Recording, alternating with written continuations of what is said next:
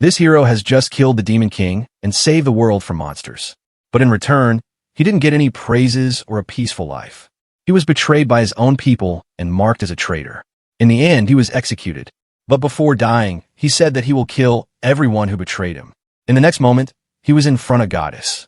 The Goddess is the goddess of love, who loves Raul so much that she's ready to do anything for him. So he asked her to send him back if she loves him. Meanwhile on Earth, the princess, who executed Raul, is beating her servant very brutally just because she didn't like her dress. The night girl was standing there thinking about how 1 month ago, the soldiers protecting the gate died mysteriously. She reports to the princess to not go out for her marriage parade in this situation because many people are dying of diseases this month and gate soldiers have also been annihilated. But the princess doesn't care about her people. She called her people filth and refused to cancel her parade. She said that if she even get a scratch on her skin, she will execute her and all the soldiers that are under her. And the knight just blushed. She loves princesses so much that she is ready to do anything for her, even if it means killing innocent people or her own soldiers. With that, Princess went out for a parade with her future husband. Even though the princess doesn't love him, she is marrying him just to bear a child, so she could make him king and take over the empire. The guy Princess used to love is Raul the hero. She loved his gaze so much that she wanted to grape him without wasting a moment. But Raul refuses her proposal because he doesn't like her. Just for that reason, she made Raul a traitor and executed him. Now we learn that the princess's name is Victoria, and the night girl name is Sandra. When Victoria reached the stage to get God's prayer, she had to wave hands to her people. She is doing this not because she loves them, she's just thinking of them as a meat shield and waving her hand. While the priest was praying for Victoria's happy married life, she heard a very familiar voice which scared her to the core. With that, Raul reveals himself with an evil laugh and says that he's returned to take his revenge. When Raul was with the goddess, she offered him to stay with her for eternity in heaven. But he refused and said that first he will purge all evil from Earth, then he'll be happy. In the end, the goddess had to unseal Raul's full powers and send him back to Earth. When first Raul appeared in front of the goddess, she sealed almost all of his powers and then sent him to Earth as a hero. But now Raul wants all his powers unsealed to get his revenge. With that, he returned to Earth. And the first thing he did after returning was to annihilate all the gatekeepers. Now after 1 month, Raul is standing in front of Victoria. Both Victoria and Sandra are refusing to believe that this is real hero Raul and calls him a fake. But Raul doesn't bother talking to them and immediately grabs Victoria from her hair.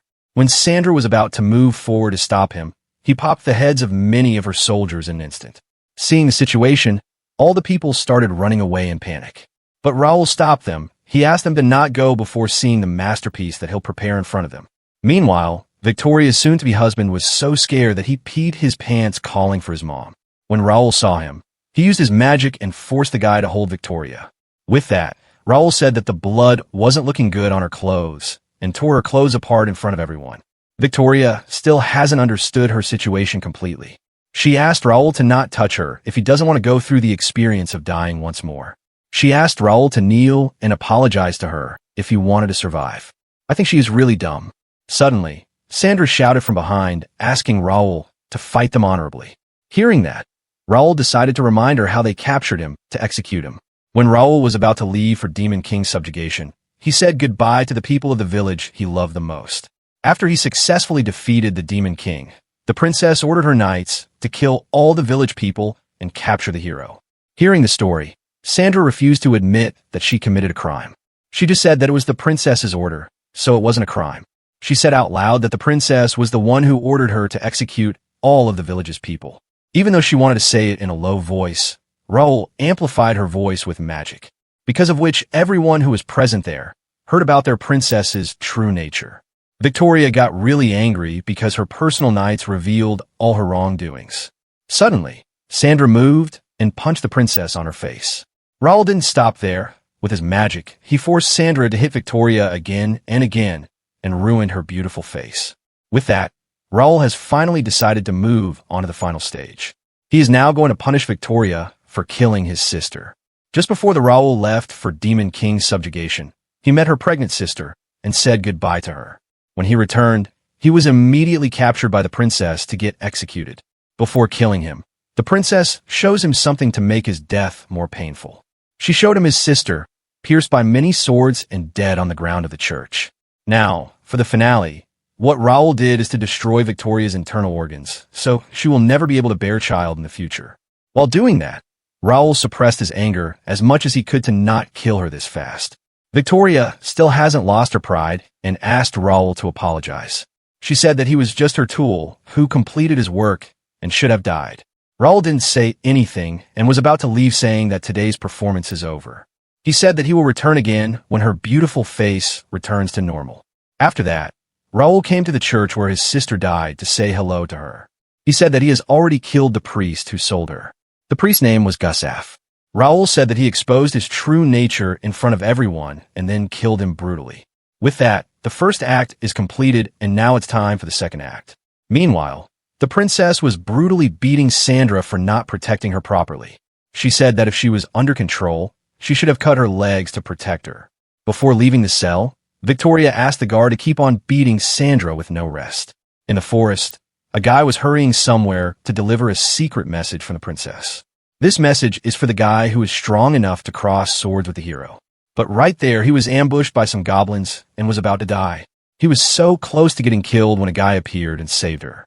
This man is the strongest swordsman in the kingdom, who is considered strong enough to fight against hero Raul. After some time, the swordsman was in his house with his family eating food. He said to his family that he will depart today for the kingdom to kill hero Raul. But before he left, he had one final and very special dish to eat. When the dish came in, two kids said that they also wanted to take a bite. But he refused, saying that they should hunt their own prey. He said that he has hunted this one today. Do you guys understand what this means? It means he killed the messenger and is now eating him. When the swordsman left, both kids asked him to bring back the hero's head for them. In the next moment, to practice hunting, both kids started hunting a little poor animal. But while they were doing that, Raul appeared behind them and said, "Let me also join your game." Then, Raul tied both of them up and forced the servants of the house to dig the ground. Everyone dug random places until one guy found bones of a human. Raul didn't let him stop and asked him to dig more, because hundreds of people got killed in this house. After some digging, they even found the bones and head of the poor messenger who just came to deliver a message but was cooked in the process. These kids who were tied up aren't scared. They get up with a smile and say that once their father returns, he will kill Raul. It turns out that they have already called the swordsman back and told him the situation, so he'll be here at any moment. The real reason why the kids were happy is that their mother is preparing to shoot a very deadly arrow at the hero. But before the arrow reached him, it deflected and pierced the mother. Mother started crying on the ground in pain, and in the end died brutally. Now the kids are crying and scared. Raul said that he will make kids fulfill their duty before the father returns. Meanwhile, in the forest, the swordsman hasn't received any message and is just resting a little. Suddenly, the messenger who he just killed yesterday appeared in front of him and said that the hero Raul is waiting for him at his house. On the other hand, Raul has already killed all the servants and is just waiting for the swordsman to return. Right then, the swordsman finally arrived there. Raul has already prepared a masterpiece for him. Just look at this. He reveals that he wasn't the one who did this, but swordsman kids did this to their mother. Raul forced them to prepare this masterpiece. Immediately, the swordsman started attacking Raul, asking him about the location of his sons.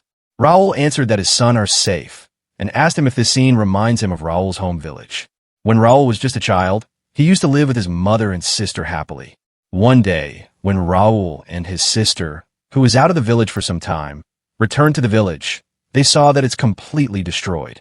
There, the swordsman arrived and apologized for being late. At this moment, Raul showed the signs of being a hero and was taken in by the castle to fight against demons. Hearing the story, Swordsman revealed something more. He revealed that he was the one who attacked the village and also cooked his mother and ate her. But Raul didn't care because he already knew the whole story. With that, Swordsman run to attack him, thinking that he's a match for almighty Raul. After a round of some hardcore beating, the swordsman was becoming mentally unstable. He couldn't accept the fact that he, the strongest in the kingdom, is getting humiliated by Raul. After playing around a little, Raul destroyed both of the swordsman's hands and said, "We should head for the feast." After that, when the swordsman woke up, he was tied up to the chair. In front of him were his two sons completely drowned in drugs. Now guess what Raul is going to do here? He's about to cook. So, He went to the swordsman's youngest son and cut him piece by piece. Then, he cooks the son in front of his father and then forces him to eat. When he was about to do the same with elder son, the swordsman started crying, asking to at least let his son live. But Raul reminds him that his mother asked him to spare the life of a little kid in the same way. But he didn't stop. In the end, Raul kills him and completes the second act of his revenge. This is the kingdom's National Pharmaceutical Research Facility. But the researchers here are not sane people. This researcher Rinne performs weird experiments on humans, mostly kids, to check how much a body can endure before dying or many other weird things. This guy Lucas is the military advisor. She gives Lucas some money to clear the bodies and other mess. One day, Research Institute supervisor Costa sent to Rinne and asked her that they need immortal soldiers for the kingdom. She said she can't make immortal soldiers, but she can amplify soldiers' strength to thousands of times and make them explode after a certain amount of time to kill demons. For the test subjects, Costa's son Lumen went to hospital to get injured soldiers. He promised them that he has a drug that will heal them in no time. But when an innocent soldier went with him, Rinne used them as test subjects to test her findings. After killing hundreds of innocent soldiers, they were successful in their berserker experiment. In the present, Raul is here to start his third act of revenge. Inside the building, all of them were panicking and were scared because they knew they had done something to anger Raul. Lucas, the military advisor, asked them what they have to him in the past, but they refused to answer. Suddenly, Raul threw a skeleton at the window with a message. He said that whoever leaves this building before midnight will survive. Hearing the message, Lucas said that after the strongest swordsman, he's the only one who can fight Raul. But first he wants to learn what they did to him to make him angry. So they revealed that they did the berserker experiment on young soldiers that were under Raul's command. Suddenly, they remember that they have the drug that turns someone into a berserker in their laboratory. So they immediately went to retrieve the drug before Raul got it. But when they reached the place, it was already gone. Seeing the situation, they tried to escape by jumping out from the window, but the building was blocked with the magic, so they were stuck with Raul. Just look at this panel of vengeful ogre accompanied by the dead. He is walking in the building with a skeleton, throwing paper with the game rules everywhere. The game is whoever will leave this building will survive. When the game begins, he orders the skeleton to capture all the researchers alive. After gathering them, Raul forced them to drink the berserker drug. After some time, all the researchers turned into monsters, and they were asking for water. After 15 minutes, all the berserkers self-destructed and died on the spot, while Raul was laughing standing in the middle. With that, he sent a new message to the main culprits telling them whoever gets caught first will die first. Hearing the message, Rinne said that they should move to the room where hero Raul will not be able to find them. But before moving there, she asked them if they should have a cup of tea first. When they sat down to drink, Lucas asked Rinne to exchange with her because there's a chance she has mixed a drug into this tea to turn them into monsters and make them fight against Raul while saving herself. But she revealed that she hadn't mixed any drug in both of their cups, meaning the drug is only in the tea of Costa and his son. She did this because she has realized that the one standing in front of her is not Lucas, but Raul. She found out about this because earlier, Lucas said that Raul follows a simple ruler, an eye for an eye, a tooth for a tooth. But how does Lucas know about that rule of his? This made her sure that this isn't Lucas, but Raul. In the end, Raul finally revealed himself, asking her, was the hint too obvious? Rinne didn't get scared. She is waiting for Costa and her son to be turned into a monster and fight against Raul. But even after 1 minute, nothing happened. It turns out that Costa and his son are already dead, which means Rinne has lost the game. After that, Raul dragged Rinne to the first floor and forced her to swim through all the dead berserkers on the ground. After swimming through a disgusting pool of monsters, she finally reaches the laboratory where the final experiment will happen. Seeing Rinne so scared, Raul asked her why she was scared. She is the one who killed thousands of people in the name of experiment before, and now she is getting scared after seeing some dead monsters. But Rinne got up and said that she never killed anyone or performed any disgusting experiments. Hearing that answer, Raul put his hand on her hand and made her go through all the pain that she caused to other in an instant. This broke her completely, and she immediately agreed that she did perform experiments. Rinne immediately started pleading for mercy. She said that she was just following orders. She said that his young soldiers died because the neighboring village didn't give them water. If they drank the water, they would have turned back into normal humans. But Raul already knows all this. So Rinne said that he should be taking revenge on the villagers, not on her. Raul said that he will take revenge on them, but now it's her turn. Starting now, Raul will start his human experiment on the test subject Rinne. He tied her up to the chair and chose a random drug. Then, he forced her to drink that complete bottle without wasting a drop. Immediately, her throat started burning and she started crying in pain. After some time, her skin starts turning dark because of the high temperature inside of her body. Raul strengthened her organs so she wouldn't die early on, but she will feel pain. In the end, Raul decided to let her drink the antidote. But she had to make the antidote herself in this messed up condition.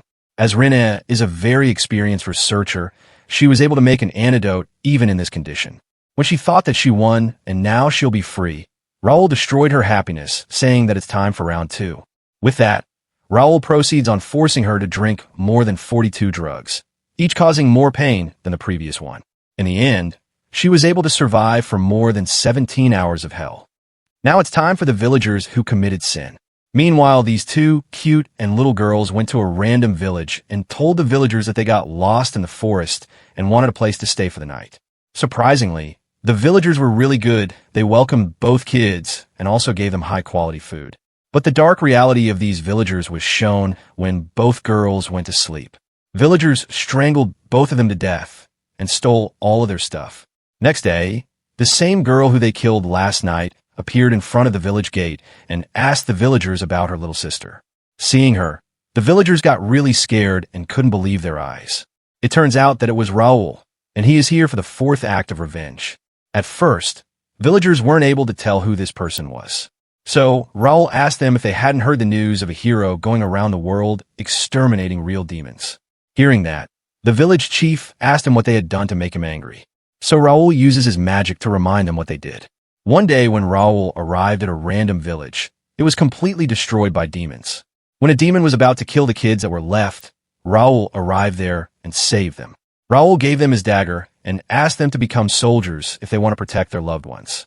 After some years, those kids with more kids from other villages got together to be under Raul and fight against demons. These young soldiers' mission was just to transport goods to Raul to repay him for saving them from slums. But in the midway, they were stopped by Costa's son, who asked the kids to drink a drug because there's demons inside the forest from where they have to pass through. He said that this drug will help them fight against demons. But right after drinking the drug, all the kids turned into monsters.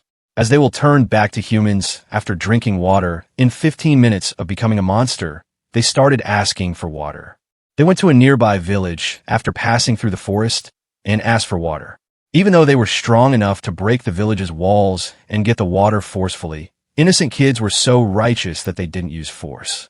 Even in monster form, they controlled themselves and asked for water with respect. Innocent kids forced themselves to explain their situation. They told the villagers that they will turn back to humans if they just have a sip of water. But the villagers were worse than demons. They refused to hand over water without getting something in return. So they asked the innocent soldiers who have turned into monsters something valuable if they want water. In the end, 15 minutes passed and all the kids died. But even when they were dying, they didn't use force or threaten the villagers for water. Even after seeing everything, the village chief refused to admit that they committed a crime. But Raul has other ways to prove their crimes. In the crowd, there was a child holding a dagger. This is the same dagger that Raul gave to a young kid after saving him. In the end, all the crimes that they have committed have been proved, and now it's time for their punishment. Hearing that, all the villagers started shouting that they were just following the chief's order and blah blah. But Raul doesn't care. Crime is a crime, even if they were forced to do it or simply following orders. With that, Raul uses his dark magic and takes all the villagers on a long walk. Villagers' legs are moving on their own with no control. After walking for whole days, villagers were very thirsty and were begging for water. Suddenly, they saw a village and thought that they would finally get to drink water. But in the next moment, they were back at the starting point. While the villagers were thirsty begging for water, Raul took out a water bottle and drank in front of them. Seeing him drinking water, villagers begged him to at least give them one sip of water. This is the same line those innocent soldiers said when they were begging for water. With that, their journey started again. After some walking, a lady asked Raul to at least let their children go. She asked him if he was heartless. Hearing that, Raul reminded them that the young soldiers who came to them were also children. He reminded them that they saw them dying. Now, they'll see their own children suffer in the same way. So, Raul uses his dark magic and turns the kids into the berserker monsters who beg for water. With that, the kids died and their journey began again.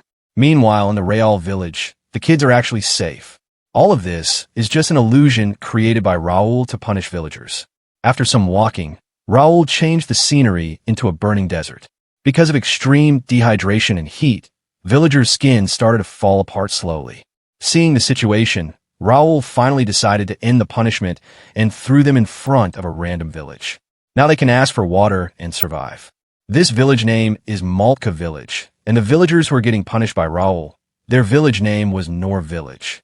Seeing the people from Nor Village, Malka Village people immediately closed the doors, thinking that they might be enemies. When Malka people saw fellow humans asking for water, they decided to give them water and help them. But suddenly, Raul turned into one of the villagers and started shouting. He loudly warned Malka Village people that if they don't give them water, they'll destroy their village and rob their everything. Hearing that, Malka Village people got angry and asked them why they were threatening them. So Nor Village Chief said that this guy is trying to kill them and asked for help. Seeing the condition of no village people, Malka Village people believed them and decided to help them. But then, Raul used his message and took the ribbon from a lady. He threw this ribbon toward a man from Malka Village. When he saw the ribbon, he started crying because this ribbon is of his daughter who's been missing for 2 days. With this, Malka Village people were sure that these Nor Village people kidnapped their daughters and killed them. So, they started throwing rocks at them. In the end, all the village people died without getting a sip of water until the end. In the pile of dead bodies, the village chief was still alive, asking for water. Raul was standing in front of him with a water bottle and said, "How much will you be able to pay for this water?" Hearing those words, the village chief also died. Now the kids that were left in the village, it's their turn now. Raul didn't kill them. He used his magic and sent them to a nearby village. Using magic, Raul forced them to say that they wanted to become soldiers. With that, the 4th act of Revenge is completed. Now it's time for the 5th act. The lead actresses for the 5th act are Sandra, the Kingdom Knight, and the Princess. Sandra is in very bad condition getting beaten by guards non-stop. But Raul doesn't care. He will proceed with the revenge without stopping. Meanwhile, Victoria is getting mad because her soldiers still haven't found Raul. After she learned about the death of some high-ranking people of the country, she remembered that Raul has told her he'll come back when her face completely heals.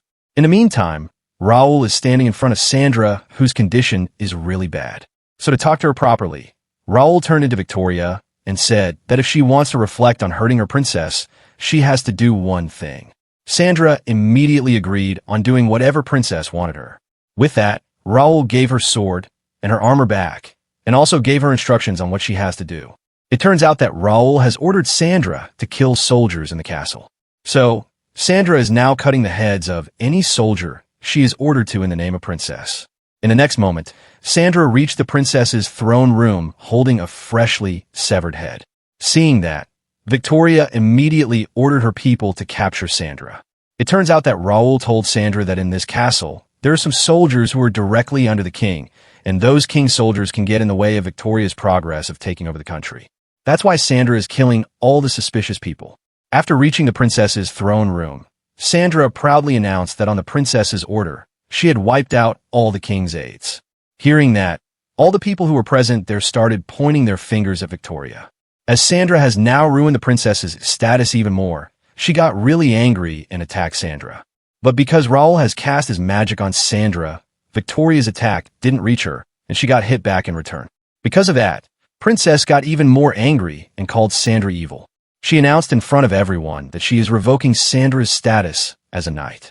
Then, Victoria ordered her people to throw Sandra inside the dungeon, and later she'll get executed.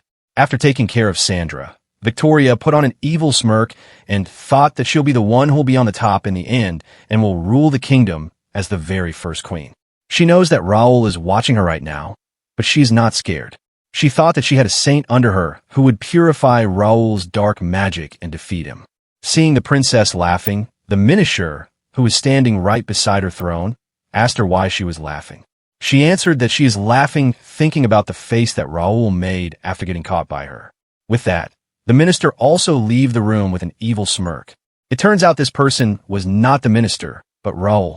After some time, Sandra was put on the execution ground where she'll get executed in front of everyone. Soon, Victoria arrived on the stage to personally spectate her execution. She didn't come alone. She is here with Raul's former teammates.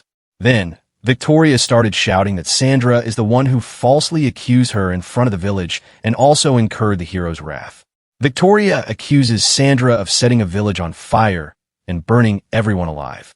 When Sandra tried to say that the princess was the one who ordered her to do that, the princess hit her on the head, calling her traitor to the country. Hearing that, all the people started chanting to kill Sandra.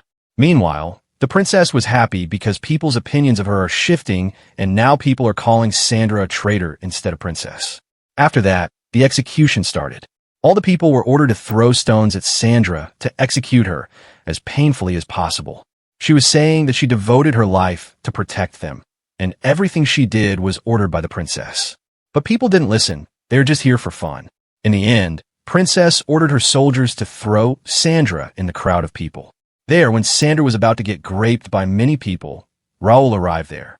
Seeing the situation, Raul announces that to him, the princess here is the most evil. Raul also announces to all the people that he knows it doesn't matter to them who is evil or who is good. They just want to enjoy purging someone.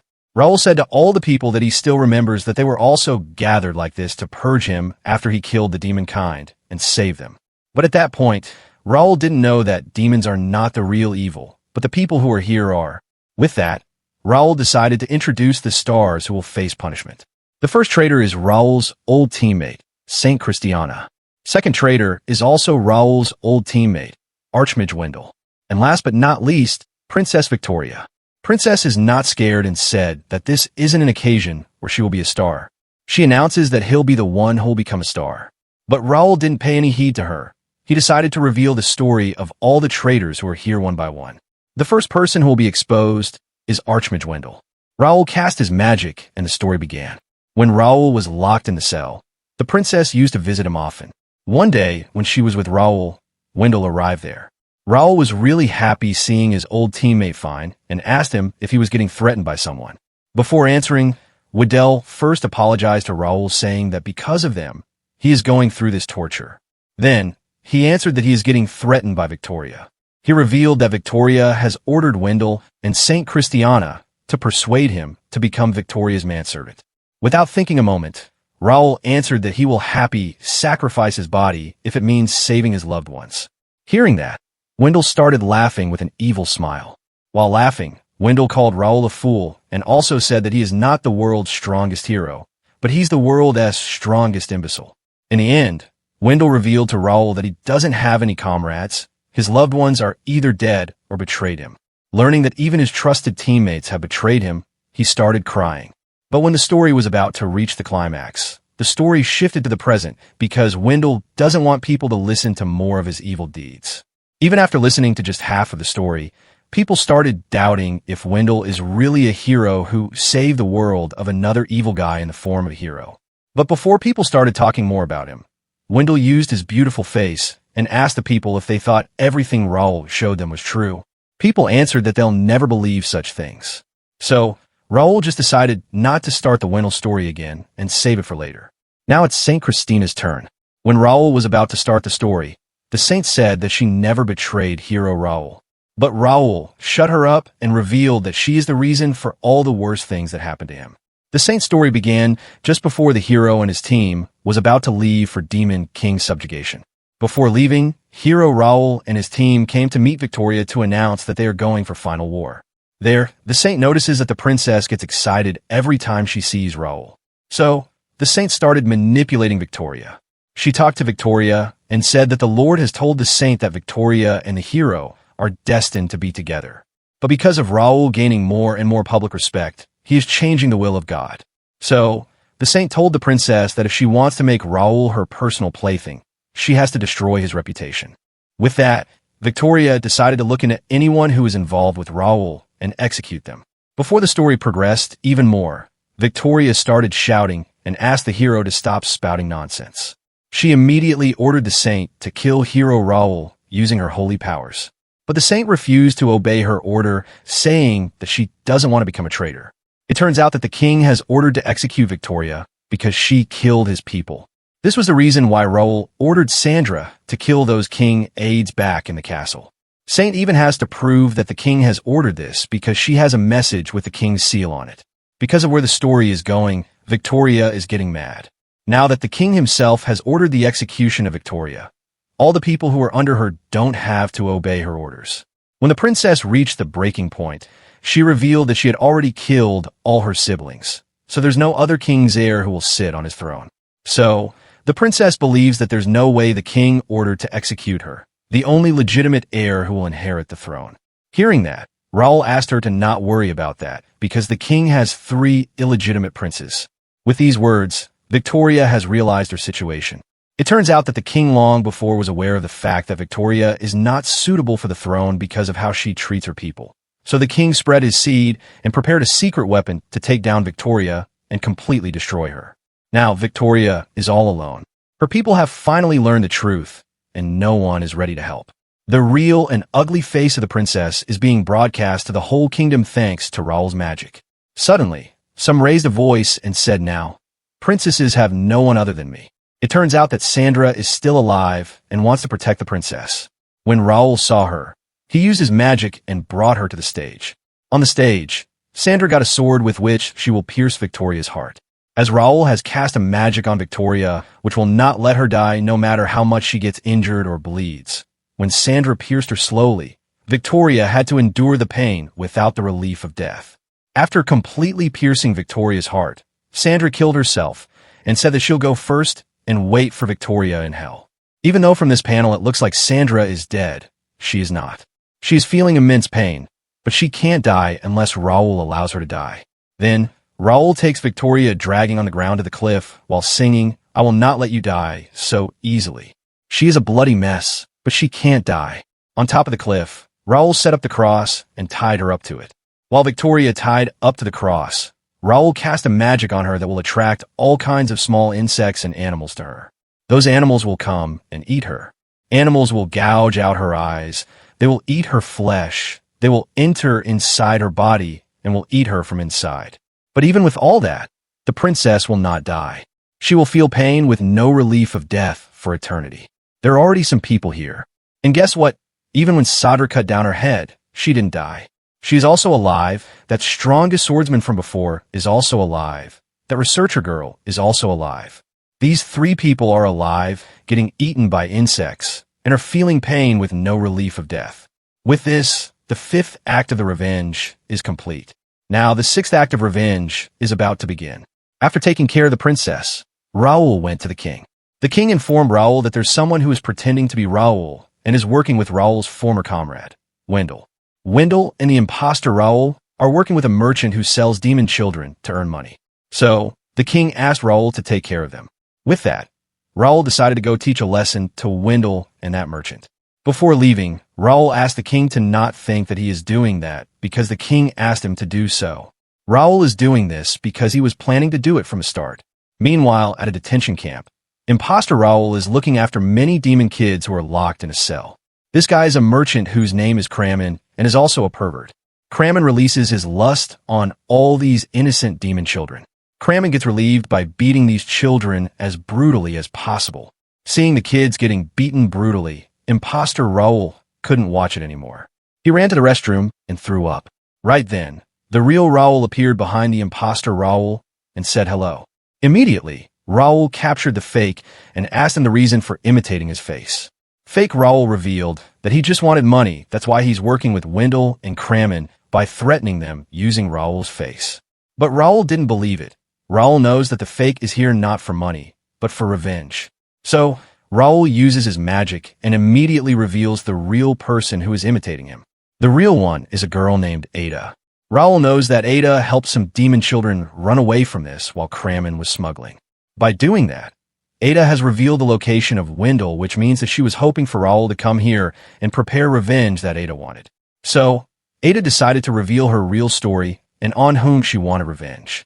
After the Demon Kings subjugated, a guy named Charles, who worked as Kramen's accountant, found something abnormal in Kramen's funds. So, he started investigating what is going on behind the scenes, and as Kramen is making such a large amount of money. One day, he saw Cramen in a room with a group of demon slaves. Charles was hiding behind the wall to see what was going on. Inside the room, Cramen removed his clothes and did bad things to demon kids.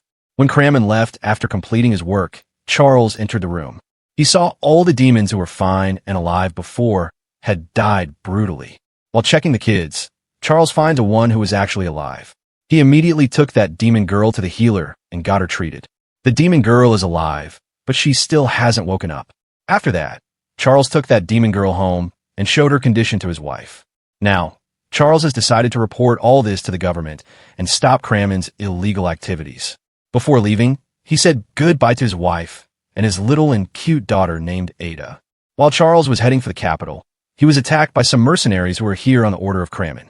It turns out that Cramen people saw Charles carrying a demon child who was supposed to be the Cramen slave. So, now Cramen has ordered his underlings to bring Charles to him by dragging him alive. To do that, they tied him up and then attached a rope to the horse. Then, they rode the horse to Cramen while Charles was getting dragged alive.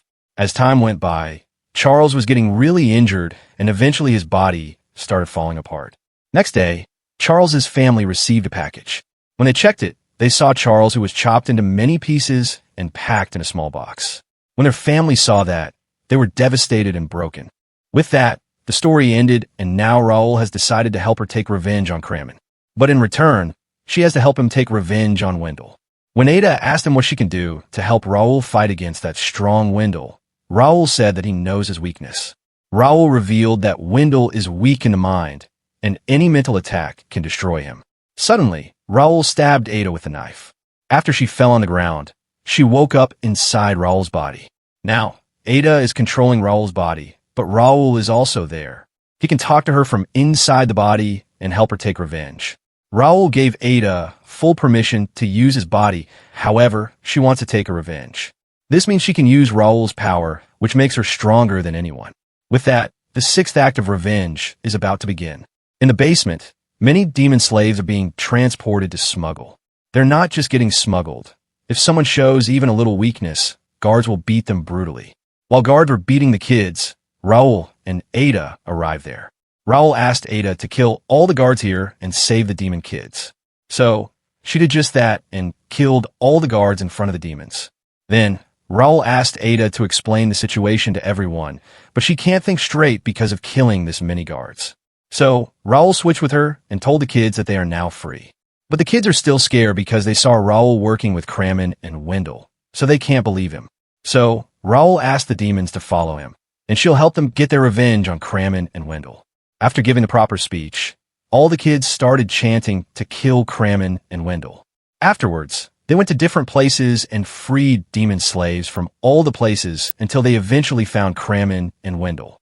Seeing Raul, Wendel started laughing because he still thinks that the Raul that is standing in front of him is just an imposter. So to prove himself, Raul uses a little bit of his power. This made Wendel sure that the one who is standing in front of him is not an imposter, but real Raul. The story of Raul and Wendel began when Raul was just a kid. At the academy, Raul and Wendel became best friends and eventually formed apart. Wendel was like a brother to Raul. Raul also introduced Wendel to his sister.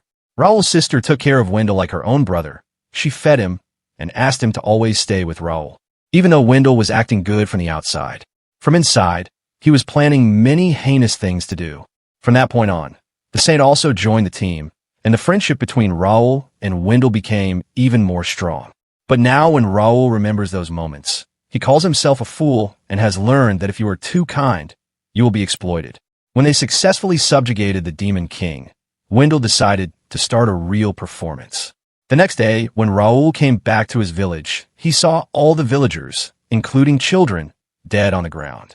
Before Raul even mourned for them, Sandra arrived at the scene to arrest Raul.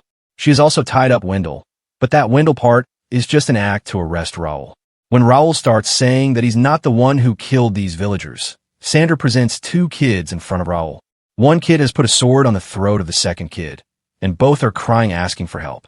Sandra is controlling them with magic. She asked Raul to not resist if he doesn't want those kids dead. While Raul was struggling to stop all this, Wendel was trying to hold his laughter. Right then, Raul tried to break out from their restraints to explain himself.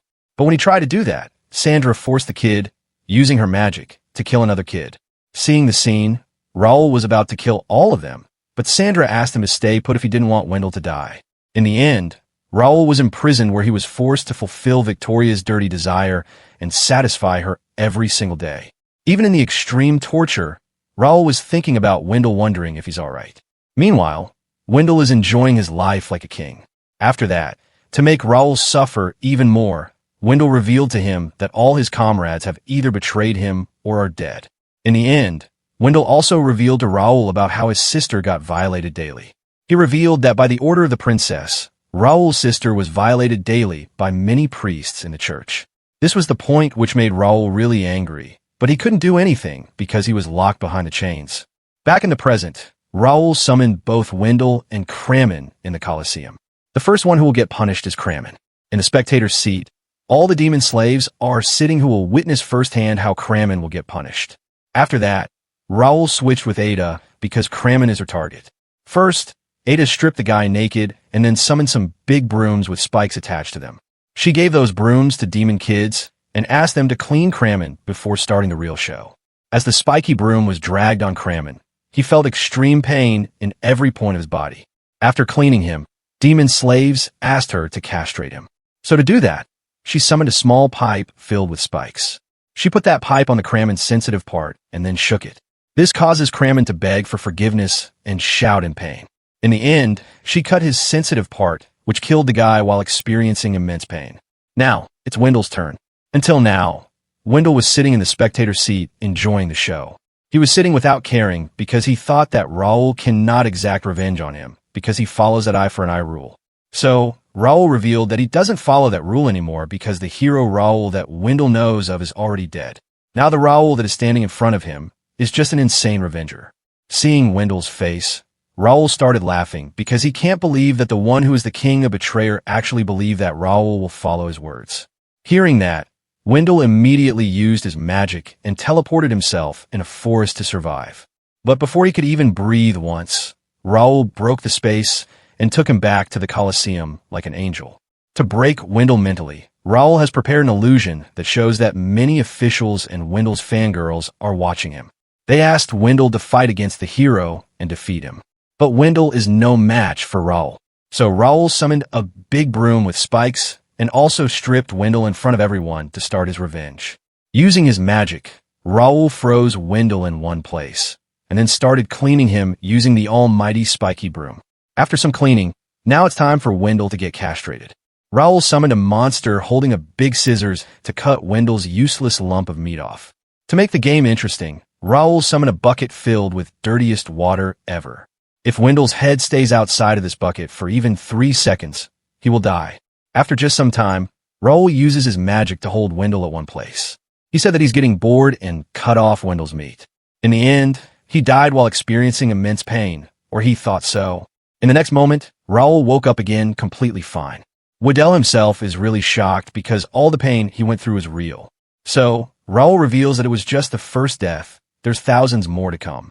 For the second round, Raul summoned the same priest who used to violate his sister. The priests immediately grabbed and stripped him naked. Then, they put the big spiky stick in Wendel's hole. The stick was so big that it went in from behind and came out from the front. With this, Wendel has died 2 times. When Wendel came back to life a 3rd time, he asked Raul what was going on. So Raul revealed that all the pain, suffering, and death that he's experiencing is just a vision created by Raul. Saying that, Raul decided to continue to increase the number of deaths and fill up his record book. It turns out that everything that is happening to Wendel is just an illusion. Ada and all the demon slaves can't see what is going on. Wendel is just sitting in the middle of the Colosseum, crying and completely broke. So to show what is going on, Raul gave the death record book to Ada. While Ada was reading the book, the death count was increasing in real time. Suddenly, Wendel broke out of Raul's illusion magic. Guess what? Wendel was still an illusion. Raul just show him the illusion of him breaking free from Raul's illusion. Raul will show him this illusion from time to time, so Wendel always has hope to get out of here alive. Like this, his hope of leaving alive will break again and again, and he'll fall in despair. For the 74th death, Raul shows Wendel the illusion of being pregnant.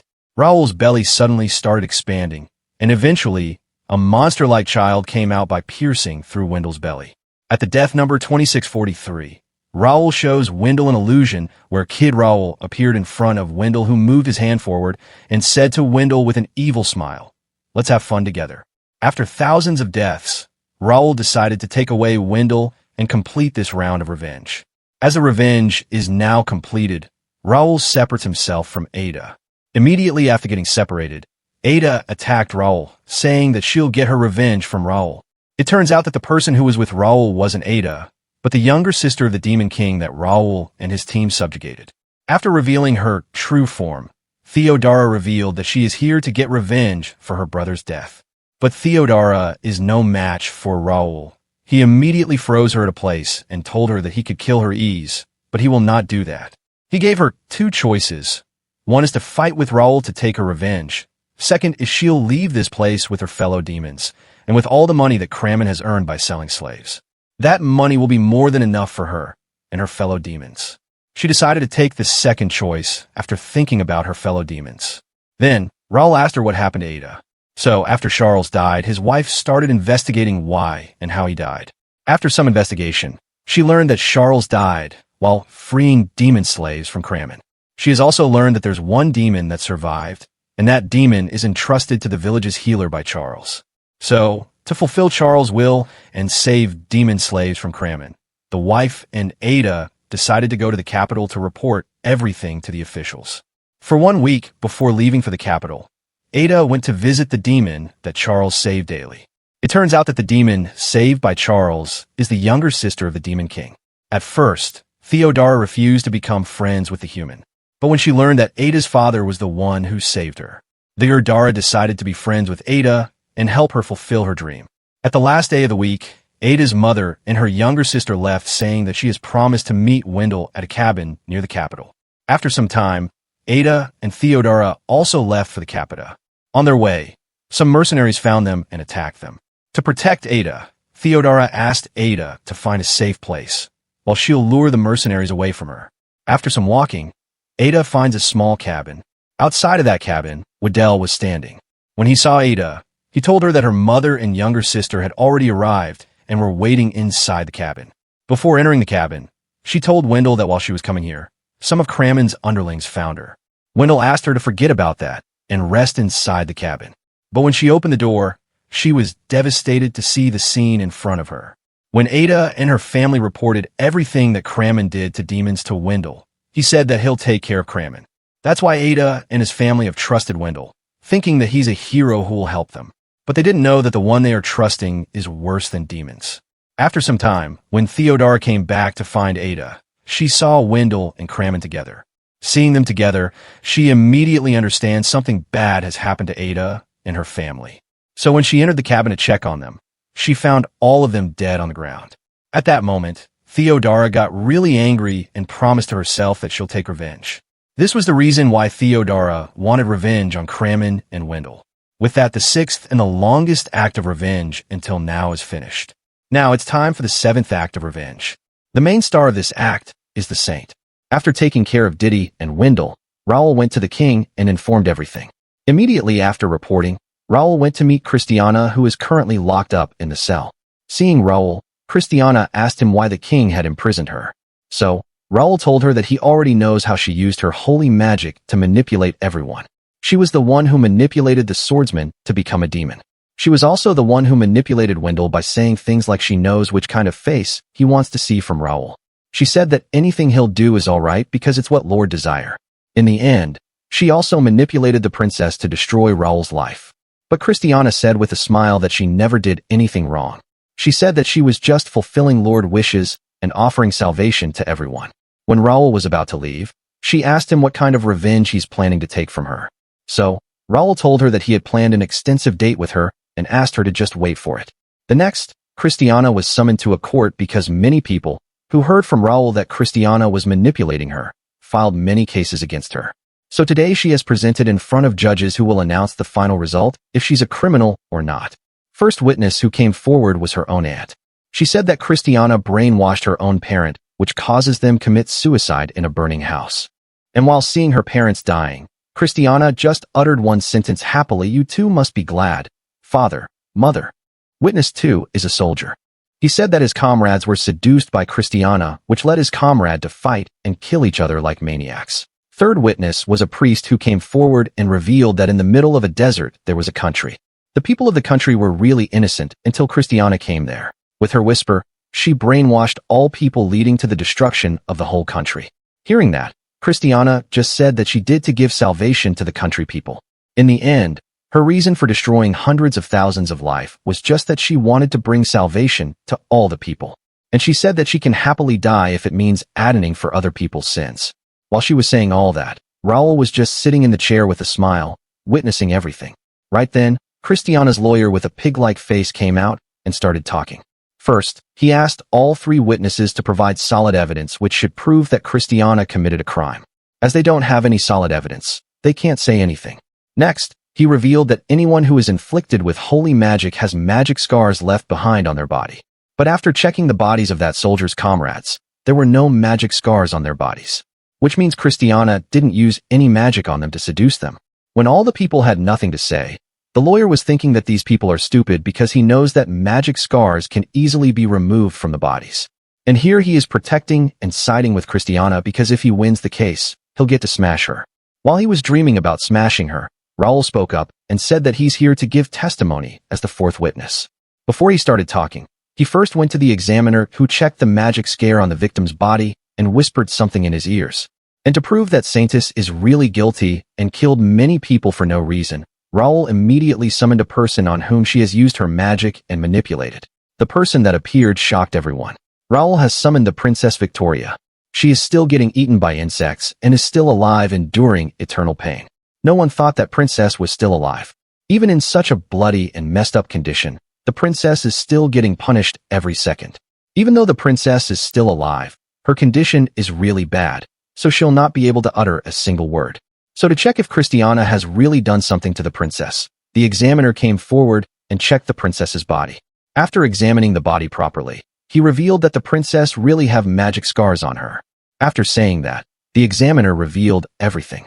He revealed that Cristiana's lawyer has manipulated all the evidence and also removed the magic scars from the victim's body. Because of the magic that Raul casted on the examiner, everything he is saying now is what Raul wants him to say. Lawyer immediately thought that Raul is the one controlling this examiner and called for another examiner to check if this examiner was being controlled by Raul or not. But when the second examiner came, she was already under Raul's control. So after checking the previous examiner, she said that he's not under Raul's control. With that, more and more examiners were called to check, but all were under Raul's control and said what he wanted them to say. In the end, Cristiana was found guilty. Immediately, lawyer went toward the calm and completely silent Saintess. He started begging her to at least say something in her defense. But instead of defending herself, she whispered in lawyer's ears. Without wasting a moment, lawyer happily walked toward a window and jumped out of it. He died immediately after slamming into the ground. Seeing the scene, judge immediately gave the order to punish the Saintess by burning her to death. Few days later, she was tied up to the cross and the cross was lit on fire. But while burning, Saintess didn't cry in pain. She happily died thinking that she's atoning for other people's sins and bringing them salvation. In the end, only Saintess's burned body was left behind on the cross. Beside the cross, Raul was standing. He smirked and said that the real show is about to begin. After that, he took the cross with the Saintess and dug it near the Princess Victoria's cross in the mountain. Suddenly, Raul was pierced by an arrow straight to his heart. Behind him, Theodora came flying. She was the one who attacked Raul, and she did this to get revenge for his brother who was killed by Raul.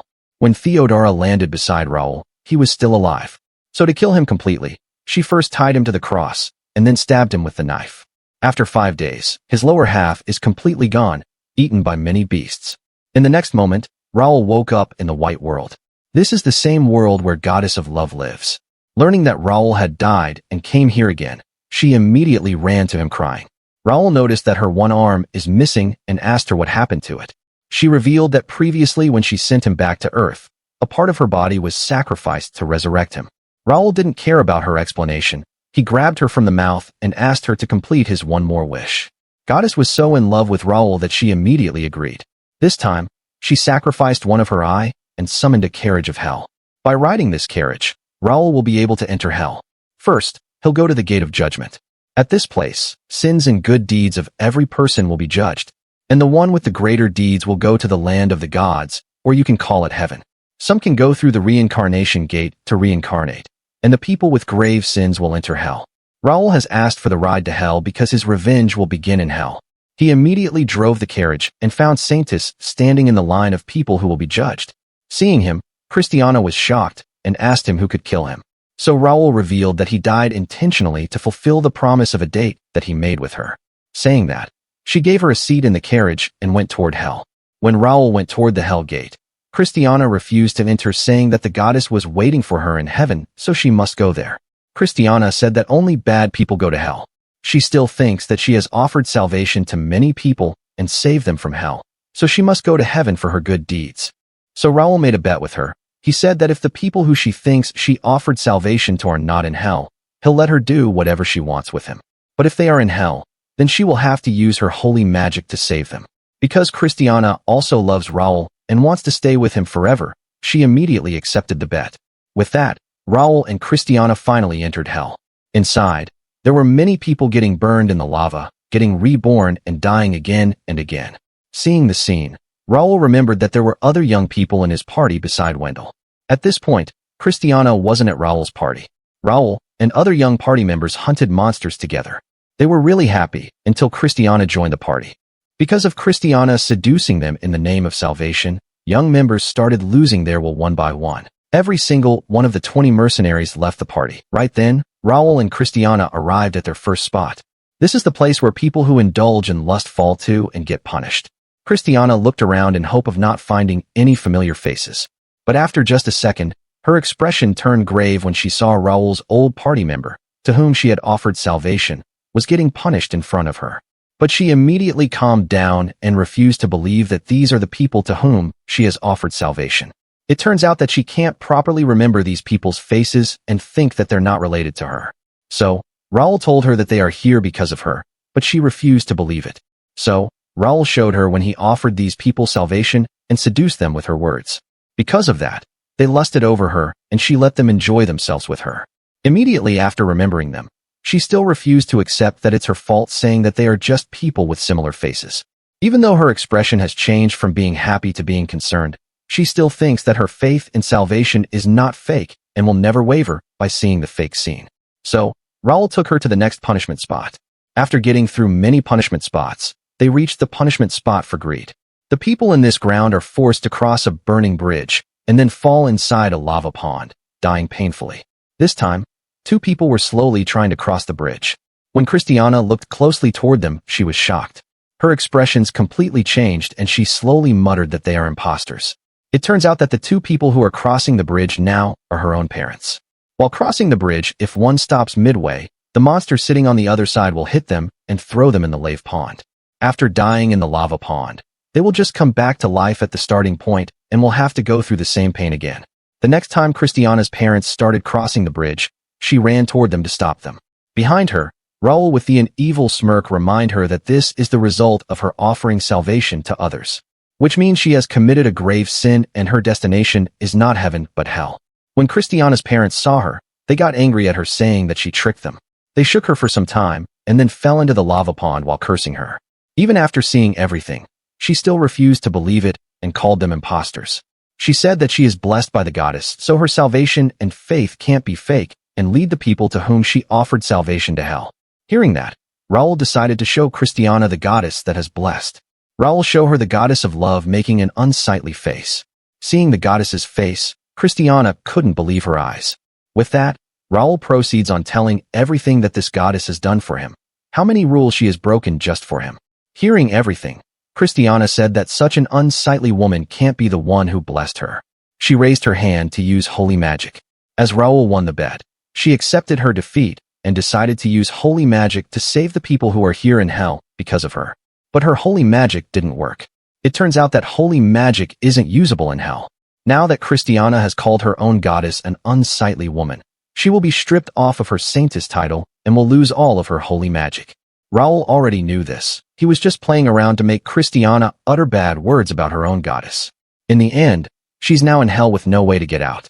Now she'll suffer for eternity with the people who she has manipulated and killed under the reason of offering them salvation. All the people who was offered salvation by Saintess, when they saw, started asking her to save them. Cristiana still thinks that she'll go to heaven and is in hell just on a trip with Raul. So Raul revealed to her that she's bound to stay in hell with her followers. Since the moment she passed the gates of hell, she was already doomed to stay in hell. Many people grabbed her asking her for help, but she couldn't do anything. Seeing Raul sitting in the carriage, she started asking him for help. So Raul threw a chain down. He said that anyone who manages to climb this chain will be saved. Slowly, many people started climbing the chain. Even though Cristiana was in the first place, many people grabbed her legs and pushed her down. She was angry and finally started showing her true face. Seeing Cristiana showing her true face, Raul said that the Saintess who used to talk about salvation is now in this sorry state. Hearing that, Cristiana said that she doesn't care about salvation anymore and just wanted to be saved. She also confessed that she's Saintess and couldn't care less about the goddess she believed in. Immediately when she said that, the chain broke and she, with all the other people, fell in the lava. Now she started burning with her other followers in the lava, but she'll not die. A big hand will pick her up, heal her, and then throw her back to the starting point. Like this, she'll come back to life and die again and again. In the end, Raul was about to leave saying that this date with Cristiana was really great. Cristiana started crying and made a really miserable face asking for help. But Raul couldn't care less about her and turned his back on her. When Raul tried to leave hell and reach the gates, he wasn't able to, because once a soul entered the hell, it was bound to stay there for eternity. Right then, the goddess arrived there. Raul immediately asked her the way to slay an immortal god. At first, she said that there's no way. But when Raul started showing his love to her, she was easily pinned down by Raul. He put his hand inside her chest and plucked out her heart. When he uses his magic on the heart, he learns that when he was about to die by the hands of Victoria, gods held a meeting and voted if they should save Raul the hero or not. From all the gods, the god who governs hell refused to help Raul. That's why now Raul wanted to kill that god, and he's his next target of revenge. After seeing what the governor of hell did, Raul decided to find a way to slay the god. After searching through goddesses' memories, he found a scythe which can kill a god. The scythe is stored in a treasury in heaven. Even though the goddess is completely dosed in love and unable to think straight, she still tried to stop Raul, saying that no human should get his hand on that item. Because Raul was treating her so poorly, she asked him why he's doing that. So Raul told her that the gods are also the target of his revenge. That's why he's treating her poorly. To make the goddess give him the scythe, Raul said that all the gods are his targets except her. She was so happy to hear that she immediately used her power and went back to get the scythe. While she went back to find the scythe, Raul went back to hell. When he reached the center of hell, some fallen angels came to him, saying that the governor of hell wanted to see him. When they forcefully tried to take Raul, with just a flick, Raul killed one of them. Seeing the death of a fallen angel, others tried to use force on Raul to take him to the governor. So, Raul killed one more with the flick and hopped onto the vehicle that they brought, but it was not comfortable. He said that he also wants to meet the governor and request them that they should improve their way of carrying him to the governor. When they refused, Raul killed one more fallen angel. Seeing Raul easily killing them, they started talking to each other, wondering if they should obey Raul or not. Fallen angels are scared because they might get killed by the governor for not fulfilling their duty properly. But they are also scared of Raul, as he can easily kill them. In the end, they decided to take Raul to the governor more gently. After some time, Raul was standing in front of the god of hell. Immediately, the wolf standing beside the god of hell started announcing all the sins that Raul had committed. When the god of hell was about to announce his punishment, the god of hell said that judging him immediately would be boring and decided to play a game. With the flick of a finger, everyone on whom Raul has taken his revenge appeared in front of him. The god of hell asked Raul to entertain him by playing with Raul's favorite deceased. Raul smirked and said, "You truly have bad taste." Everyone who just got summoned was in a really bad state and was just asking about where they were. When General Brown saw Raul, he immediately started asking for forgiveness. On the other hand, Sandra is calling for the princess. Rinne, who was a scientist, is about to throw up by just remembering what Raul did to her. Lucas was just standing asking for help, saying that he can't endure this hell anymore. Raul didn't even remember this guy. Cristiana was crying and asked Raul if he's the one who summoned them here. So, Raul points toward the god of hell and tells her that he's the one who did it. Immediately, Cristiana started crying, asking the god of hell to save her. Hearing her, the god of hell said that he'll save her. When other people heard that, they immediately looked toward the god, wanting to get free from this place. God placed his hand on Cristiana's face, and she turned into a stone. Now, she, in her soul, has been completely erased. She doesn't have to suffer in hell anymore. Learning that Cristiana doesn't have to suffer anymore in hell, Luca also runs to the god of hell saying that he also wants to get free. The god of hell was about to free Lucas, but Raul stopped him saying that Lucas is his toy.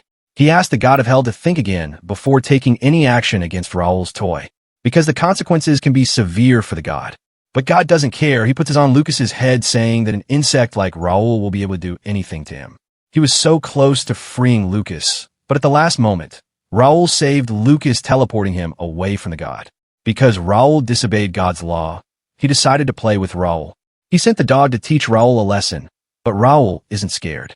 This isn't just a fight. If Raul takes long enough time, everyone on whom Raul has taken revenge will gradually turn into a stone and will disappear forever. Because of this, Lucas is happy because he will not have to suffer in hell, while General Brown still wants to get saved. With that, the dog launched its attack toward Raul, and Raul took the attack head-on without even trying to dodge it. As the fight went on, the dog wasn't able to do anything to Raul. Every time it attacked, Raul was easily able to survive it or dodge it. In the end, this dog was no match for Raul. He cut the dog into pieces without much effort. Because the fight ended early, no one is turned into stone. Seeing that the dog, god of hell's right-hand man, was so weak, Raul mocked him. He said that instead of this weak right-hand man, Cerberus, the guardian of Hell's Gate, would have been much better. He mocked God, saying if this weak dog is only the one he can control. Hearing that, the god decided to play another game. He took out an item which only the god of hell can use. This is a divine item which has the power to ascertain a human soul's depravity dwells within it. The crystal reflects the color of one's soul, and their place of execution is determined from that. And the judgment that Raul will receive will appear in his mind. The god of hell told that no one has ever survived the terror of this divine item. The next moment, Raul was standing in a different place. His mother was in front of him, but when he walked toward her asking her why she's in a place like this, he got attacked by a monster from behind. With just one attack, Raul got really injured and was about unable to move. In front of him, a monster grabbed his mother and split her into two pieces. When Raul tried to move, the monster ate him, but he didn't die. The next moment, he was standing at the same place, but this time, young soldiers were standing in front of him. Raul was trapped in a cage, unable to move, and in front of him, all the young soldiers died one by one. Like this, he went through many horrible experiences. After certain scenes, everything started again. Now again his mother is standing in front of him. All of this is happening in his mind. His real body is still in front of the god of hell, and it doesn't look in good condition. It is clear that Raul is going through horrible experiences in his mind. Seeing that, the god of hell laughs, saying that he's still a human at the end of the day and will feel emotions. Right then, Raul started laughing. He looked toward the god of hell while laughing, saying that he was just acting all this time. Raul stood up, stretching his body. He was in completely fine condition. Because the god of hell didn't realize Raul was acting, he started mocking him, saying that a god wasn't even able to tell he was just acting. This made God really angry, and this time, he personally got up from his seat to punish Raul. The final performance begins now. The god of hell is so large that he's holding a big platform with his hand like it's just a plate. The rules of final performance are simple. If Raul was able to save all of his toys, he'll win, but even if he lost one of them, he'll lose. Immediately when the game started, the god of hell threw a very strong punch at them. But before the punch landed, Raul teleported all of them to different places. I just noticed that Princess Victoria isn't in these people, which means she's still not dead and getting eaten by insects till this day. Anyway, now Raul has teleported everyone to a different place, and everyone has a shield around them which will protect them. But Raul didn't teleport Lucas away, because Lucas wants to die by the hands of God, so Raul has to pay attention to him. After a while, God was able to find Sandra. She was still trying to find Princess Victoria. So, God summoned a fake Princess Victoria in front of her. Immediately, Sandra knelt down, paying respect to the princess. Victoria calls Sandra toward her, and Sandra is about to go there. But before she could, Raul saw her. He summoned one more Princess Victoria behind her. Victoria that God summoned was really polite, but the princess that Raul created is filled with anger and arrogance. She shouted from behind, calling for Sandra. Now, Sandra is stuck between two Victorias. After a while, she chose angry Victoria and went toward her. It turns out that Sandra likes getting punished by Victoria, so she went toward angry Victoria. Victoria gave her a sword, and she killed Victoria, created by the god. Now that Sandra has been saved, the god of hell decided to find someone else. He moved around and found General Brown. He used his giant finger and attacked him. With just some attacks, Brown was about to die. Right then, Rinne arrived in front of Raul holding a chemical. She said that she has brought that plan that Raul has prepared. She threw that drug toward General Brown and asked him to drink it. After he drank that, he turned into a skeleton. The god of hell didn't care. He thought that one undead would not be able to do anything to him. But for some reason, this undead was really strong and threw the god of hell on the ground with just one attack. Because of this, he got really angry and went berserk. He attacked left and right randomly to kill the undead, but was able to dodge all of his attacks. Seeing the scene, Raul decided to end the performance. The god of hell was really angry. He decided to destroy this hell and create a new one. But the god was really shocked seeing that he's unable to destroy the hell. It turns out that Raul has put a barrier around the hell, because of which God wasn't able to destroy it. He got even more angry and started attacking randomly. So, Raul himself jumped into a fight against the god. Meanwhile, the goddess of love has completed the mission that Raul gave her. She has successfully retrieved the weapon to kill gods. After 3 days of fighting, Raul is completely fine, but the god is in a really bad state. Now that Raul has won the game and even defeated the god of hell, he decides to negotiate with him. For winning the game, Raul will get the divine item that God used on him previously. For the negotiations, Raul wanted to use that crystal on Earth and send all the sinners on Earth to hell within 1 month. Because only God of Hell can activate the powers of the crystal, Raul asked him to lend him his powers. To complete the deal, Raul summoned a table, pen, and a contract. He asked the God of Hell to take the seat and they'll sign the contract. After the deal was done, Raul got the powers of God of Hell for 1 month. But Raul didn't stop there. He read one line from the contract, which is that if one of the parties who signed the contract will die, the other party will get everything that is in the contract forever. Which means if God of Hell died, Raul will have his powers forever. Then, Raul shows the God of Hell the scene when the 12 gods hold the meeting to discuss if they should save Raul the hero or not. Even though most of the gods voted no, the God of Hell didn't stop just after voting no. He said many bad things about Raul, like he's an insect who's not worthy of being saved by the gods and blah blah. In the end, the gods decided not to save Raul. Raul told the God of Hell, sitting in front of him, that he's just the lowest one in his targets of revenge. He attacked the God of Hell first, just because he wanted to make the preparations to deal with the next targets. Even though the God of Hell was really scared, he has somewhat relieved that a human will not be able to kill him because he's a god. Right at that moment, the goddess of love arrived there holding a scythe. She gave that scythe to Raul, and with this scythe he'll be able to kill gods. Raul uses the weapon and cuts down a horn of the God of Hell. He didn't immediately kill him and asked him to bring back Cristiana. After bringing her back, Raul summoned all of the fallen angels in front of the God of Hell. He brought all of them to humiliate the god. He asked the God of Hell to say this in front of everyone. I am a dog with its tail between its legs that is even more cowardly than an insect who lost to a human being. I was ridiculed as an insect. These are 2 lines that God of Hell has to say in front of everyone, which is really humiliating. But he had no other choice, so he knelt down like a dog and said those lines. After he said that, Raul decided to hold a wager. He asked all the fallen angels to clap if they thought Raul would win. Seeing that Raul is holding a god-killer weapon, and the God of Hell is in a really pathetic state, all the fallen angels clapped. Then he asked them to clap if they think God of Hell will win, but no one clapped. Seeing that, the God of Hell started crying with his one eye, asking Raul for mercy. But Raul didn't even think for a moment and cut down his head. After killing him, he pointed the weapon at the goddess of love, because now it's her turn to die. The goddess of love was shocked and asked Raul why he's doing this. So, Raul told her that the revenge against the God of Hell was just an act to get this god-killer scyther. His real target was her from the start. Goddess of love started acting like she hadn't done anything wrong. So, Raul decided to show her what she did. While Raul was locked in the cell, the princess often visited him and talked to him. One day when she came to him, she started playing with Raul's body. She grabbed Raul and had fun. But Raul wasn't having fun, he was just feeling pain. When the princess was about to leave, she acted like she did nothing. It turns out that the one who did wrong with Raul wasn't Princess Victoria, but the goddess of love. She possessed Victoria's body and had fun with Raul. Seeing that, the goddess of love started saying that she did everything because she loved him. She also reminds him that she helped him many times, like getting reincarnated and obtaining Scythe. She was the one who helped him. She said that they should work together and create their own paradise where they live alone. Hearing that, Raul decided to show her something else.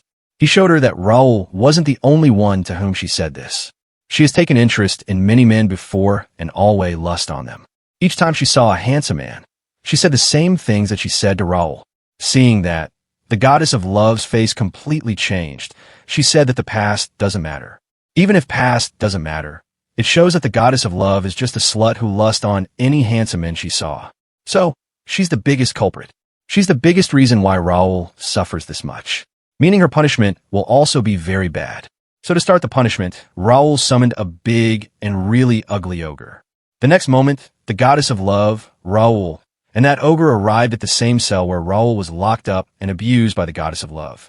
Without saying anything, Raul tore out the goddess of love's heart and left the place. Now, she and the ugly ogre is alone in the cell.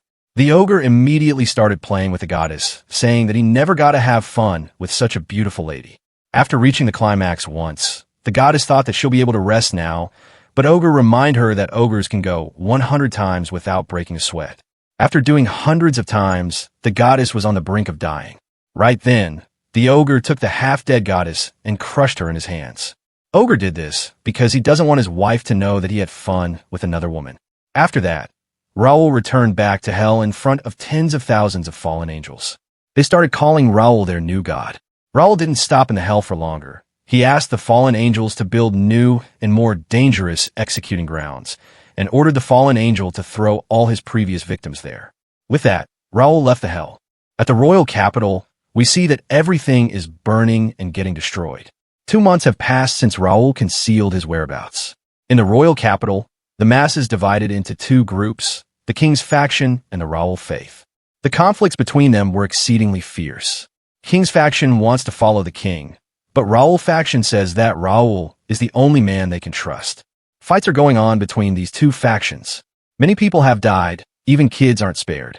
At the same time, we see a girl, who is really injured, come to an old man asking to make an urgent report to the founder.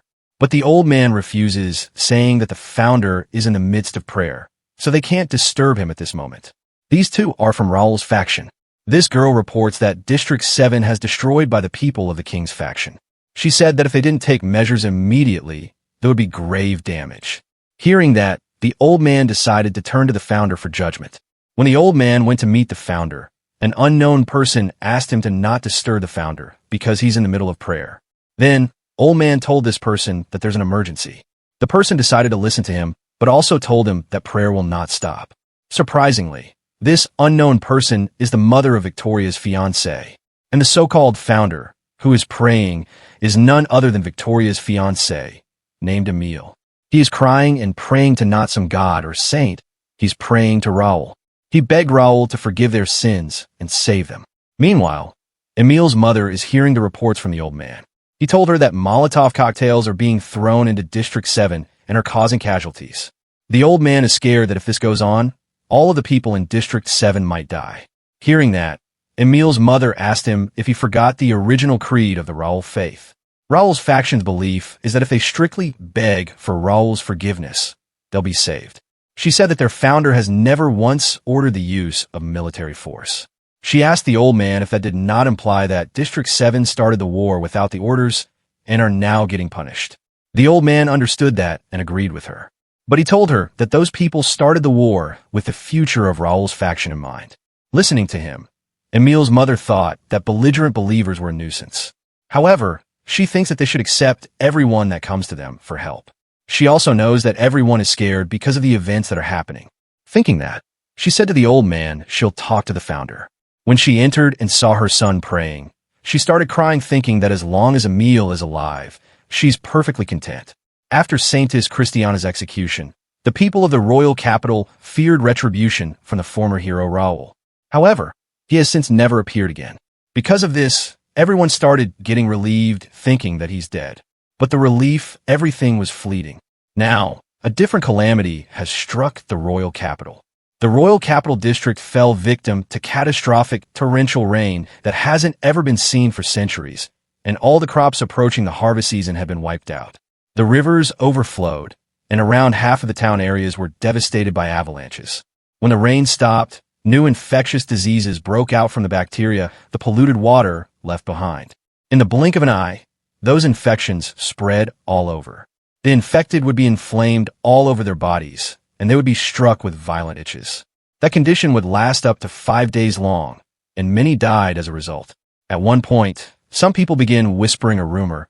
Couldn't these endless calamities have been by a curse from Raul? And the people's terror towards Raul increased further. Ultimately, people began to beg for mercy. People looked for Emil and gave him the position of founder. From then, they began to freely flaunt Raul's name, taking actions while calling themselves believers of Raul. The people moved around, and whenever they saw someone suffering even a little, they said that these people didn't have enough faith in Raul. Then, they punished those people and forced them to beg for mercy from Raul and pray to him. The people who are in the king's faction get really angry whenever they hear news of Raul's faction punishing innocent people. From then on, the king's faction thought of killing everyone in Raul's faction. They think that Raul is dead, and when everyone who has faith in him will die, everything will turn back to normal. In the present, a guy came to Emil and told him that people of the king's faction are attacking their people. He said that Raul's believers are all defenseless, so they should supply them with some weapons as soon as possible. He also informs them they have already secured a distribution channel.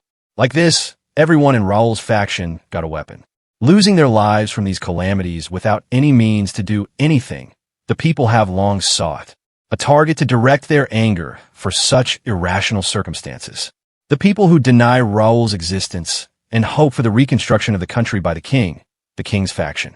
The people who believe the calamities are due to a curse by Raul and beg for his mercy are offering their repentance and prayers, the Raul faith. The populace divided into these two parties, and battles unfolded in the royal capital's town areas with armed might from both sides, which is not turning the royal capital into a battlefield. At the same time, Hallerbach Kingdom, Demon Army Stronghold, Lamia Fortress. A guy named Cyril came to meet civil official Damien. Damien asked Cyril about the kingdom of Kurz. He reported the results of a 1-month investigation. He said that the violent civil war continues to rage in the town areas of the royal capital. Cyril concludes that the reason for why the port town of Trud has been largely left unattended.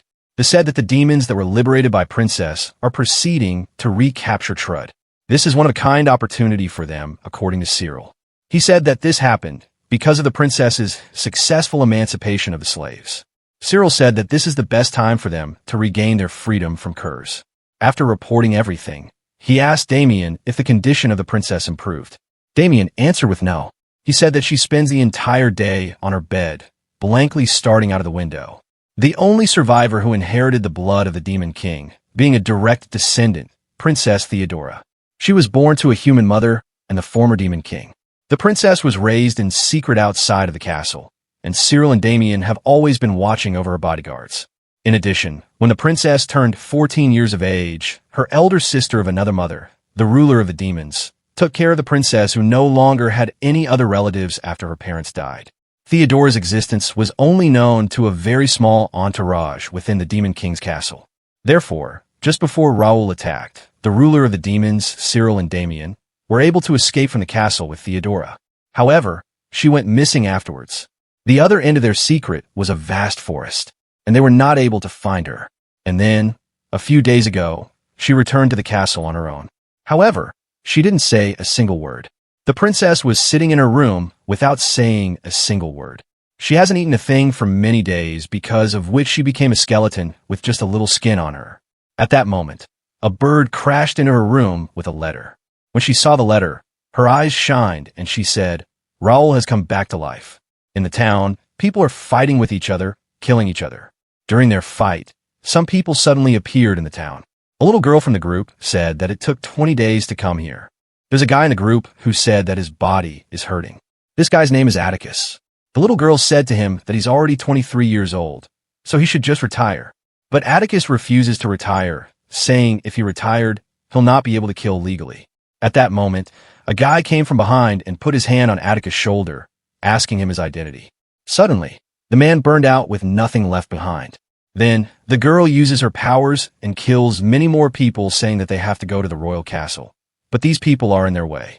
At that moment, people realize that these people who have just arrived are national mages.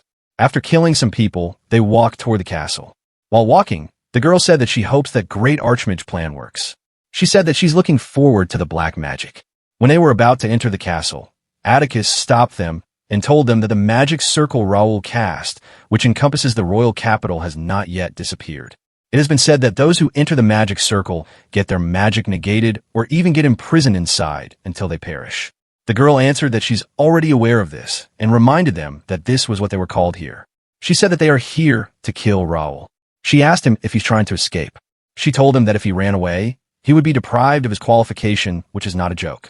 She laughed maniacally, saying that now they're national mages. They can push around seniors who are decades older than them and make nobles prostrate before them. She said that being a national hero is extraordinary. She will never part with this qualification for the rest of her life. Hearing that, Atticus said that this is the reason she's so young. He told them that they were never involved with Raul both directly or indirectly, which means they are not the target of his revenge. But the king's situation is different. He will definitely get slain by Raul. While he was still talking, another man on the ground named Collab cut him into many pieces. He didn't stop there. He uses his magic and erased every trace of Atticus, leaving behind just a pool of blood. He said that Atticus was a traitor. That's why he killed him. With that, the girl and Collab entered the castle. In a bar, some people were cursing Raul's faction. They are angry because even though the king's faction has more people, Raul's faction is still winning. They conclude that they're winning because they have a leader, but the king's faction doesn't have a leader. They decided to choose a leader who'll lead them. After some thinking, they thought about Bernard. Bernard is Raul's brother-in-law. At that moment, Bernard also entered the bar holding flowers. The mustache man asked him if he visited the graves again. Bernard answered with yes. Without wasting a moment, they told him that they want him to become the leader of the king's faction. Bernard talks about how Raul took everything from him, and in the end, Bernard said that he needed some time to consider it. In front of the people, Bernard was acting like a shy and innocent guy who never committed any sin. But when he went home, he showed his true colors. He said that he has to burn these clothes that he's wearing because those people who were sitting so close to him made them dirty. He cursed all those people and said that he'll never become a king of those filthy people. The next day, 2 national mages came to Bernard's house. They're here to give him a chance to take revenge on Raul. But to do that, he has to sacrifice himself. He asked them how many are willing to sacrifice themselves to kill Raul. Sabah answered that for now, no one is willing to cooperate. Sabah said that he can't believe that no one is willing to sacrifice themselves to kill Raul. Bernard thought that these people's skills are definitely higher than Wendel. He thought that he doesn't care if Raul dies or lives. It's more significant for him to enjoy this relaxing life by taking the position of a victim. However, he thinks that it wouldn't be so bad to become a hero who killed Raul. He thinks that it would allow him to enjoy his life even more relaxing and luxurious than now. He may be able to take advantage of these 2 now. He made a sad face and told them that he would like to witness Raul's death with his own eyes. Therefore, he can't sacrifice himself. So, he said that he has an alternative proposal.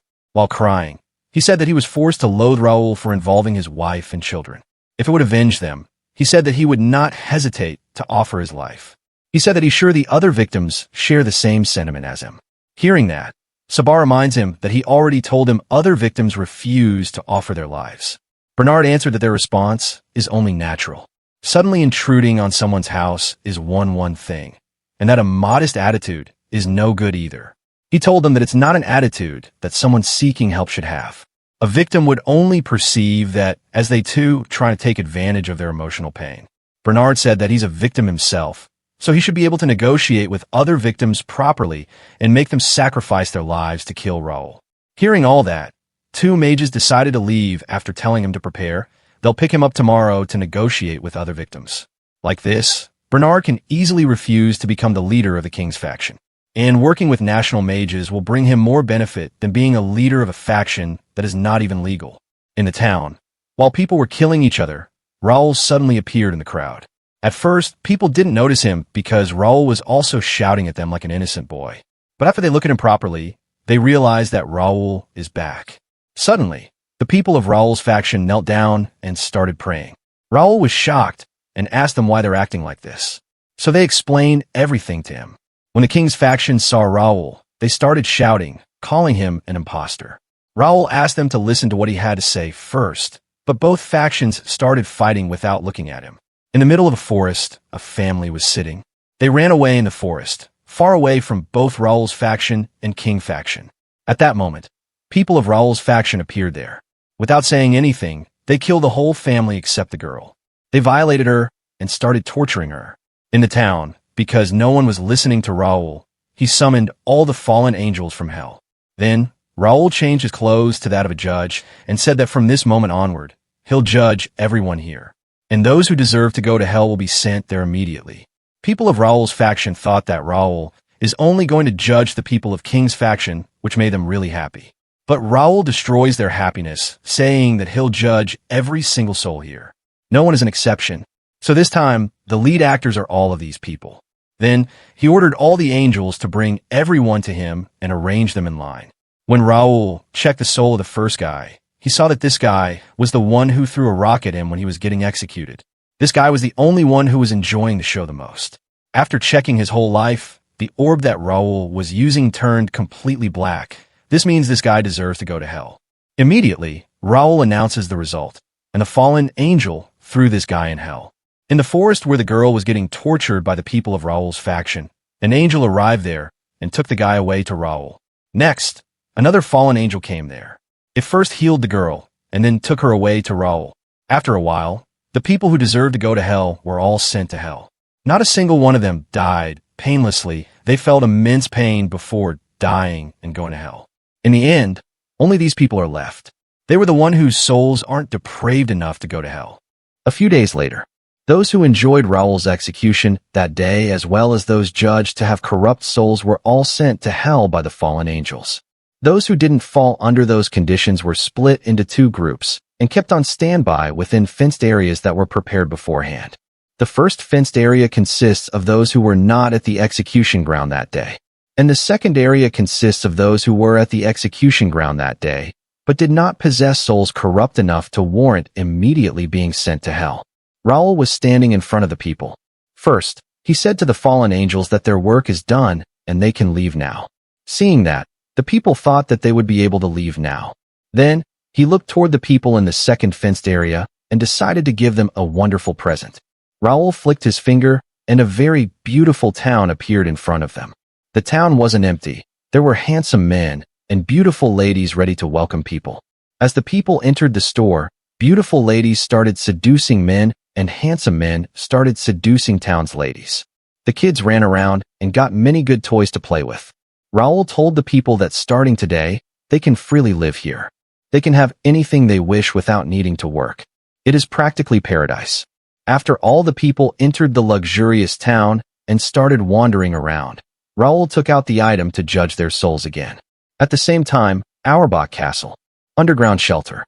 All the national mages were gathered, trying to cast some high-level magic. The old man started the first step thinking, finally, the time has come. The use of taboo black magic, which he has always dreamed of. It is finally coming true now. He had always dreamed of this even before he became a national mage. This relentless pursuit born from his desire to master sorcery. From the depths of his heart, he was mesmerized by black magic which had been restricted to use for centuries. However, His Majesty, the kind, wouldn't bestow him the right to use it that easily. That is, until Raul appeared. Because of him, he got permission to perform this black magic to take down Raul. He first sacrificed a dog in the altar, and then asked national mages to keep pouring their mana into the altar. After a moment, he called a person named Gracie. The person was shaking, unable to say anything. A national mage reminds her that she chose to come and offer her life in order to seek revenge for her younger brother. She said that he's right. She's here for the sake of her younger brother, Lucas.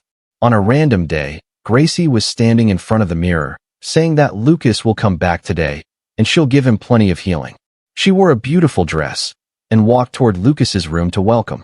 But when she entered, she saw someone else holding Lucas in his hand. Raul saw her and said, nice to meet you. I hope I am not intruding. In Lucas' mouth, there were a lot of gold coins. His mouth was completely filled and was also bleeding, but Raul didn't stop. He kept on putting more gold coins in his mouth. Gracie asked him what he's doing to Lucas. Raul answered that he's just exacting his revenge. Lucas massacred Raul's fellow soldiers and assisted Rinne with her human experiments, just to satisfy his own greed. Lucas seemed to value money far more than life after all. Therefore, Raul is now giving him all the money he could ever wish for. Then, Raul asked her if they should now check how much he has inside of him. As he said that, Lucas' whole upper body exploded and gold coins scattered everywhere. Raul was really impressed to see how many coins Lucas had inside of him. With that, Raul left the place after saying goodbye to her. In the present, she is ready to offer her life for revenge. She shouted that Lucas was just doing his job. According to her, Lucas didn't do anything wrong by killing Raul's friends and soldiers. She said that he was just doing her job. With that, she was also brought to the altar. A mage held her at the place with magic, and then, the old mage put the knife on her neck. Then, he slowly started slicing through her neck. Immediately, she started shouting, asking them to let her go. She never thought that she would have to go through this much pain. Other people who came here to offer their lives saw the scene and got really horrified. They immediately tried to leave the place, but a mage girl stopped them. She told them that they can't leave now. They have already agreed to offer their lives. It turns out that these people thought that they would not die. Some of them started crying, saying they wanted to leave. Right then, a knight pushed open the door with the bang. The knight told the mages that the king was waiting. A mage reminds the knight that they have already explained that the ritual will take time. He asked the knife named Blackham to leave the place with his troops. Blackham heard that and told them to stop giving excuses. He grabbed one of the sacrifices and asked the mages why the ingredients were wandering around. He asked them to quickly finish the ritual and also told them that he's not as forgiving as the previous general. At that moment, a mage told Blackham that 100 hours is necessary for a soul reversal. It is not something that can somehow succeed by rushing. Hearing that, Blackham said that seeing how the ingredients are running around, they will most likely not be able to complete the ritual in time. People heard the word ingredients and started asking if they were referring to them as ingredients. They asked them what they think human life is. They said that they'll cut their own tongue instead of getting sacrificed in the altar. At that moment, someone teleported there. This person is Bernard. He asked everyone to calm down and take a deep breath. Bernard asked everyone to look into his eyes. It's obvious that he's casting magic on them. Everyone quickly calmed down because of that. Bernard introduced himself as that brother-in-law of hero Raul. The people know Bernard, and they also know his wife and child were slaughtered. Bernard quickly made a sad face and said that he too had come here bearing hatred for his wife and children being slaughtered. Suddenly, a guy remembered that only one whose blood is shared with someone killed by Raul may become a collaborator, which means Bernard isn't qualified as his blood isn't shared with his murdered wife. Bernard heard that and made a gloomy face. He said that because he's not qualified, he had this child, a distant relative of his wife's, collaborate instead. He said that this child is still quite young and thus is accompanying him as an attendant. Suddenly, he started crying, saying he also wanted to offer his life for this. But no matter how much he wished for it, it would not come true. All because of that one condition, shared blood. Then, he smiled and told people that they can still do more for their loved ones, so they should do it. Hearing that, all the people decided to offer their lives for their loved ones. The next moment, the horrifying ritual started again. The painful shouting of people didn't stop even for a moment. One died, the next came to the altar, and as the people died, strange creatures were being born. Bernard saw the scene and thought that these bloody sacrifices and mages ought to thank him. The condition of blood relation is made up by Renard. These are people who can't build the will to put their lives online while they believe other substitutes are available, after all. So he brought them all here with this false condition that gives collaborators a sense of privilege. He wondered if these mages can't kill Raul without resorting to something this grandiose. And it was bloody mandated by that so-called general. He thought that the matter of sacrifices was wholly entrusted to him as well, so he never expected this to look so troublesome. It angers him to feel like he's being used by them, but he'll get them to raise his compensation handsomely for what he's contributed. Meanwhile, the people were enjoying their lives at the paradise that Raul materialized. Slowly, the people of the second fences area indulged in their greed. A fatty was enjoying with handsome men. Young ones were drinking alcohol and eating meat, while the kids were playing. Old women were also enjoying themselves surrounded by men. But the citizens didn't get happy with what they got. A girl was shouting in a jewelry shop that she wanted a gem that she had never seen before. Some men were fighting for a girl. A girl killed another lady for laying a hand on his man, while kids started snatching toys from each other. Conflicts arose all around and became the norm. And with each passing day, the conflicts intensified, until at last, they escalated into a wild fray. The people started fighting against each other. They blamed Raul for not giving paradise for themselves. They fought against each other to make this paradise completely their own property. Suddenly, the paradise disappeared, and they all returned to barren land. Raul was standing in front of them. He said that things panned out just as he predicted. A person asked Raul the meaning of all this. Raul answered he got them all to show him plenty of depravity that lies in their souls. So he has no need for the illusory paradise anymore. At that moment, they all saw Raul's demonic face as he said, "Let's get right to it. I am going to enjoy watching how all of you descend to hell." As he said that, fallen angels appeared again. A guy pointed at the angels and asked why they were back. Raul answered that they're here for their retrial. They heard that, and a guy said that they were let off the hooks 3 months ago, so why are they getting retrial? The girl beside him asked the same thing. Raul smiled and said that an hour ago, he gifted them paradise. But because of his magic, they felt like 3 months had passed. By just preparing a mere paradise, these people graciously went ahead and defiled their souls for Raul. The people started shouting, saying Raul tricked their mind by creating an illusory paradise. Raul heard that and can't believe that realized it after so long. He said that it doesn't even matter if they are good or bad people. All the people in the second fence were the targets of his revenge. He never once said that they'll be off the hook just because they were singled. They were present at Raul's execution ground that day. However, he couldn't send them to hell since their souls weren't totally depraved. So he just took this opportunity to have them all thoroughly show him their souls.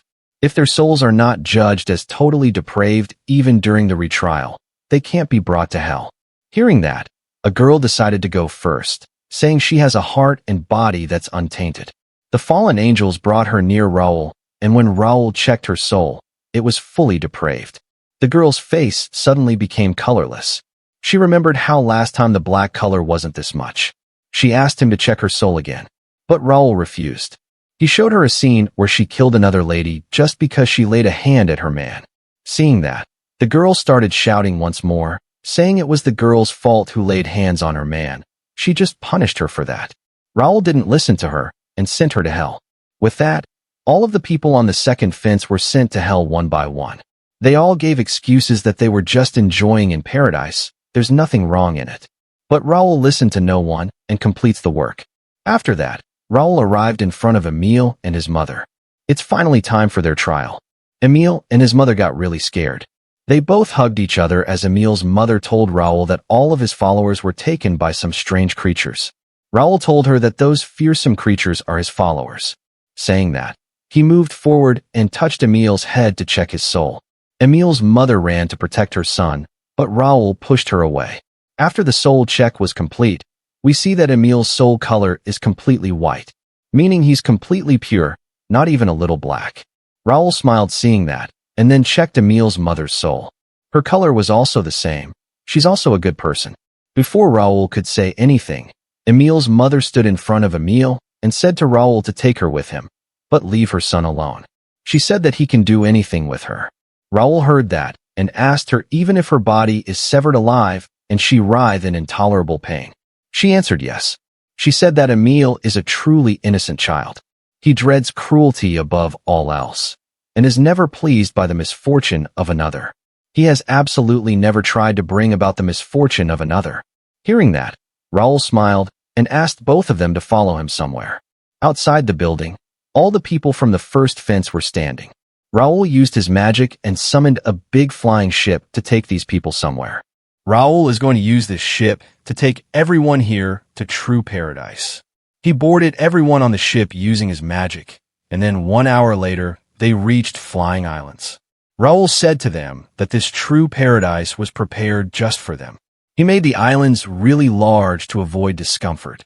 They passed by many places and Raul explained them to the people one by one.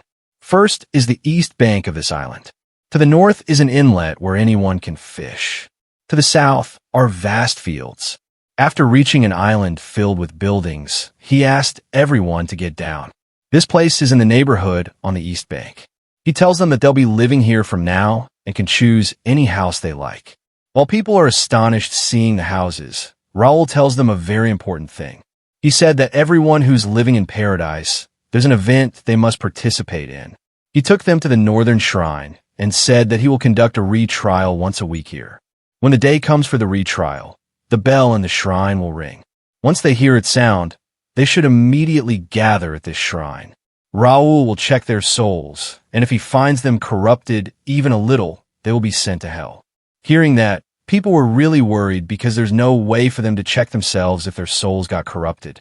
They got a lot of questions like if they'll have to live here for the rest of their lives, or if they'll never be able to go back to their original homes. Emil also started crying, saying he wants to go home. His mother tells him to calm down and trust her. She said the same to others. She reminded them that Raul chose them because their souls weren't corrupted, so if they stay here peacefully, no problems will occur. At that moment, Emil's stomach let out a growl, telling he's hungry. Hearing that, everyone remembered that they haven't eaten anything for a while now, so they decided to eat something first. Emil's mother quickly asked Raul if they could look around what kinds of foods are available on the island. Raul gave them permission. He already explained all the rules, so now they can do whatever they want. With that, Raul returned to the royal capital, which has been completely destroyed. As Raul was looking around, he heard a very familiar voice. He looked behind and couldn't believe his eyes. His sister, who's supposed to be dead, is standing in front of him. While Raul was shocked, she ran and hugged him, saying she wanted to see him. Raul quickly used his magic if the one standing in front of him is real or not, and she was real. And as they both greeted each other, houses in Raul's town people also appeared. After meeting with the people of town, Raul reached his house where his mom was waiting for him. His mom was really happy after seeing him and started crying. Like that, Raul started living here. A few days have passed since he reunited with his family and the young soldiers. The entire morning is spent on training the young soldiers, and the afternoon is when he heads out with everybody to procure food, and that mostly covers the whole day. After training hard, Raul's sister and mother prepare food for everyone. While Raul was enjoying the time of his life, national mages arrived in the royal capital. After traveling for a while, they reached the center of the city where Raul is surrounded by zombies. It turns out that Raul was under the illusion this whole time.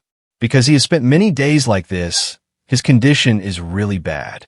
His skin is dry, and he is looking really weak because he hadn't eaten anything for some days now. The old mage was really happy seeing his black magic working. After sacrificing so many people, he created these creatures. National Mage's plan was to wear out Raul and then kill him easily, and their plan seems to have worked. At that moment, they decided to kill Raul using their spell. A girl mage takes on the job of finishing him off. She hit Raul with a really powerful fire spell. All the other mages quickly covered themselves with barriers to not get caught in the attack. After a while, the flames were still burning Raul, but mages were shocked because nothing happened to him. They assumed that Raul cast a really powerful defensive spell around him before he lost his senses. The girl mage was really angry because her magic just got blocked by someone who's on the verge of dying.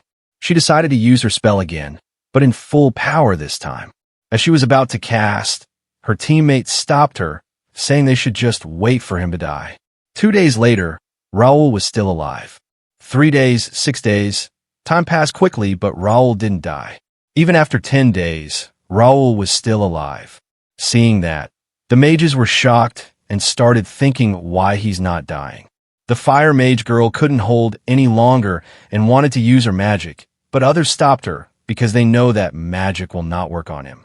While they were thinking of another way to kill him, Raul started laughing. He smiled with his weak body and said to them that they're way too slow to notice. He asked them why they overlooked the fact that he looked exactly the same for 7 days straight. He said that he had to hold back his laughter many times. The fire mage girl was really shocked and asked what happened to the illusion magic. They assumed that he broke it on the 4th day, because up until that point, everything was going smoothly. Raul laughed hearing that and asked them what part of it was smooth. The girl tells him that he was getting weaker for the first 3 days. At that moment, Raul snapped his fingers and returned completely healthy. He said that he was the same this whole time. The ones under the illusion were they themselves, all along.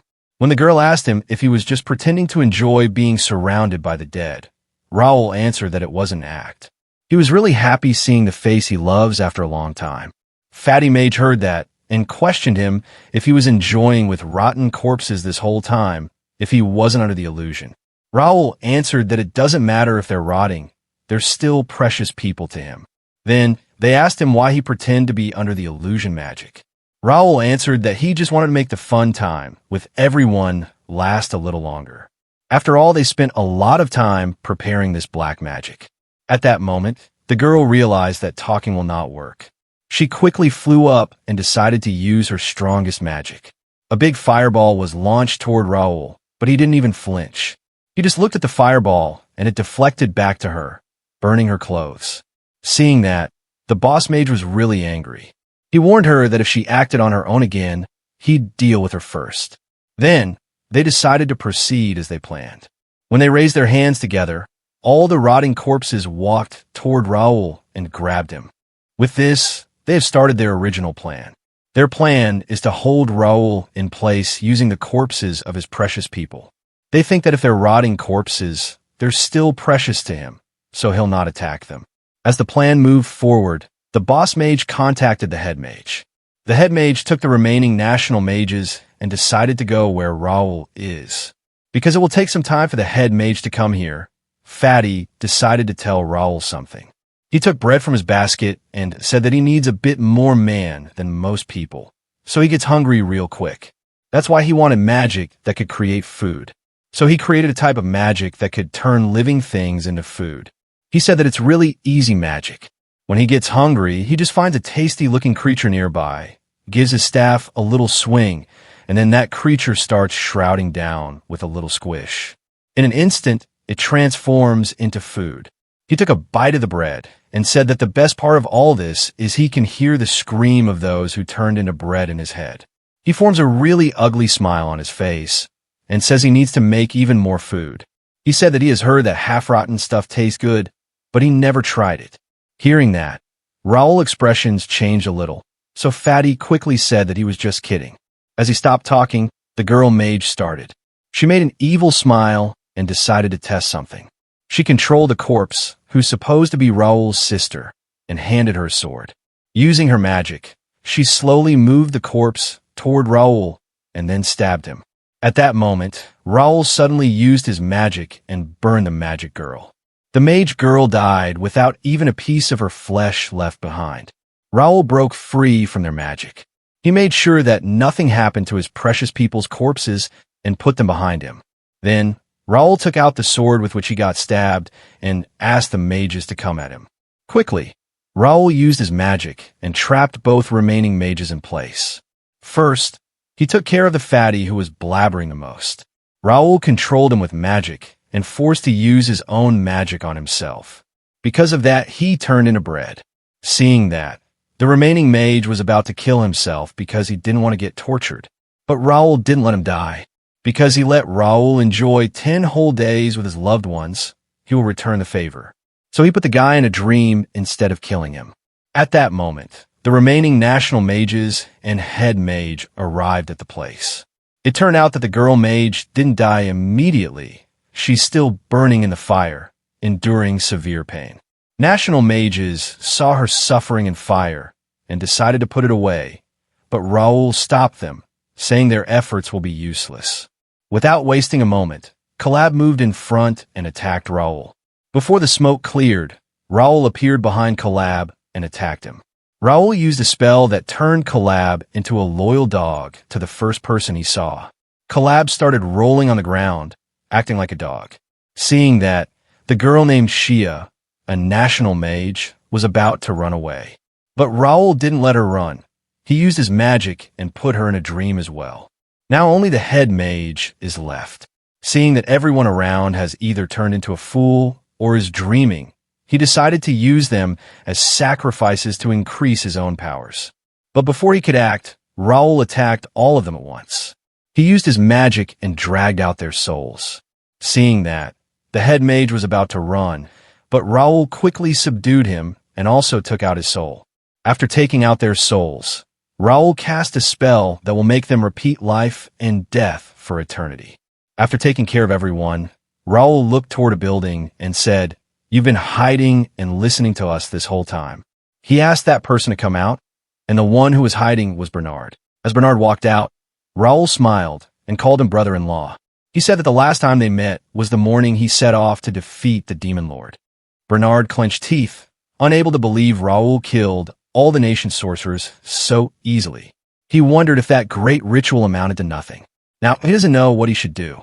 Suddenly, he thought that he hadn't done anything wrong to Raul, so he shouldn't have a reason to lay a hand on him.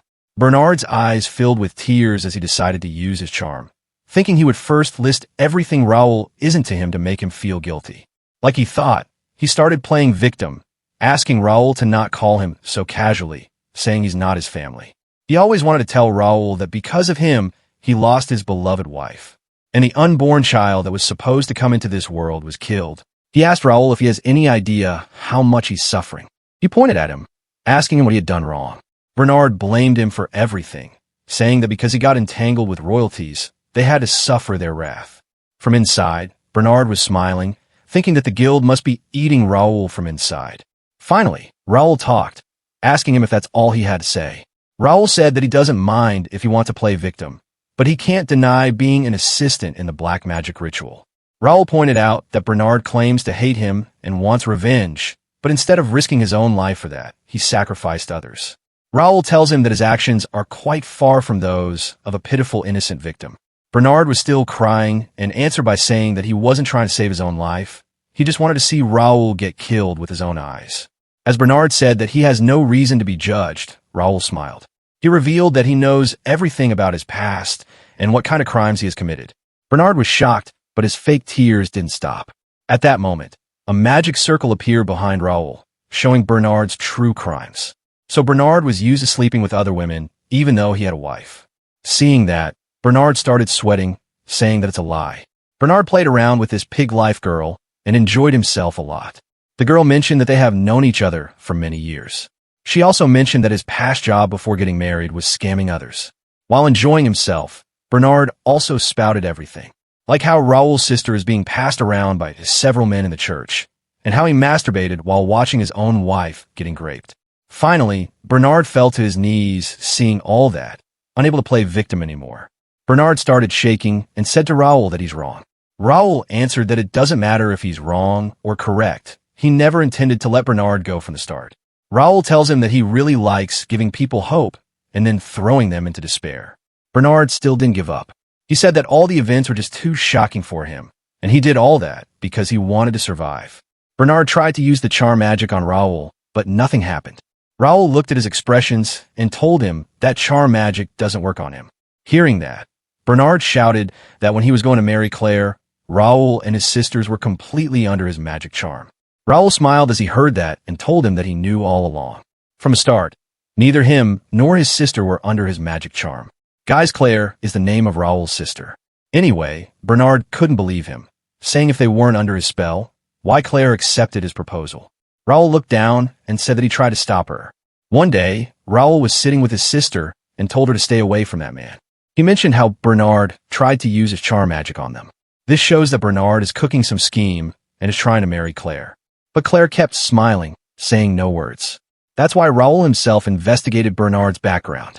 He learned that Bernard's parents were killed by bandits, and then those bandits raised Bernard. After escaping from that, he started selling himself to perverted nobles just to survive. Eventually, one of them took him in and kept him. And once Bernard got older and was abandoned, he survived repeatedly committing marriage fraud. Raul told all this to his sister, but his sister still just smiled. She said that the reason Bernard's heart became twisted and the reason he can betray others so easily She believes it's because he was starving for love. So Claire believed in him that he would change after marriage. And like that, Bernard got married to Claire. In the present, Raul said that his sister is kind, unlike him. That's why his sister just couldn't leave him alone, since he followed the same path. Bernard was sweating, unable to believe Raul at all. Raul walked slowly, saying to Bernard that even though Claire gave him her sincere devotion, he kept betraying her. Raul said to Bernard that he did something that can't be undone. Raul tells him that after his sister's belly grew bigger, Bernard started leaving the house more frequently.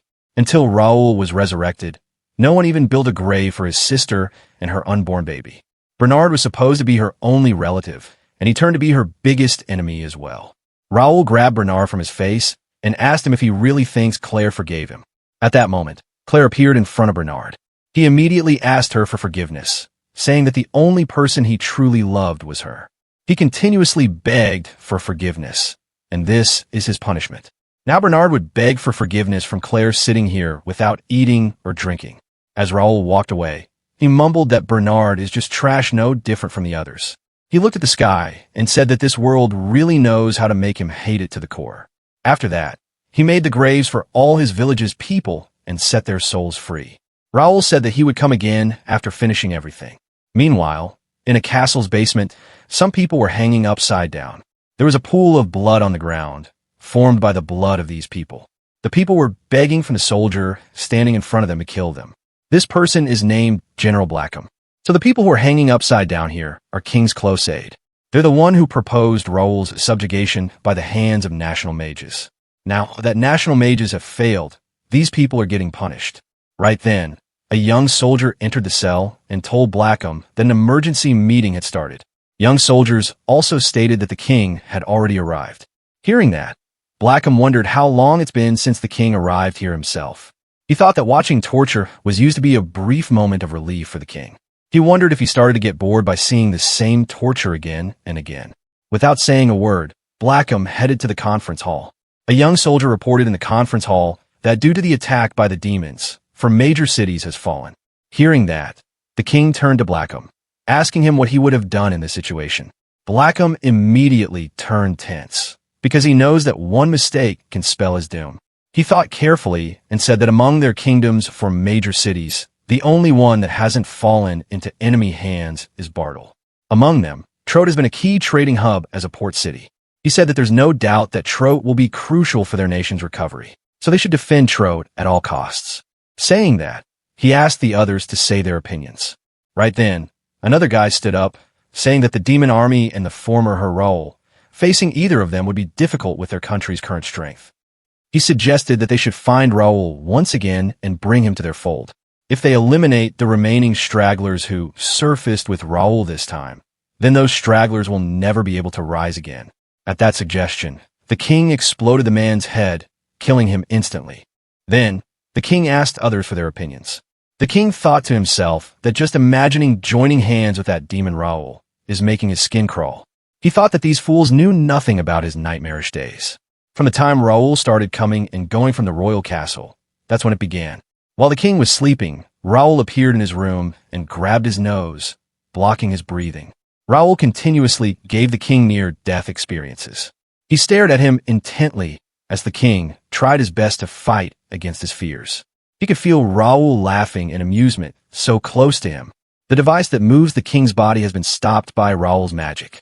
A time where the king was allowed only to accept the relentless suffering given to him. That continues until morning. Raul carried out this game of blocking his breathing on a whim. Each time the king was made to understand it to an unbearable extent. This life of his is in Raul's hands. The king was really frustrated, but unable to do anything. At that moment, a soldier entered the room in panic and said that Raul had appeared in Ball. At the same time, Raul was standing on top of a building, surrounded by fallen angels. He asked if they should begin the judgment. Raul thought that after he saw everyone off, he traveled to the land of the Kurt's kingdom to judge the remaining souls of its citizens. And now, in the major city of Ball in the Kurt's kingdom, the judgment is taking place. Using this crystal, he sorted humans with tainted souls from those with pure souls.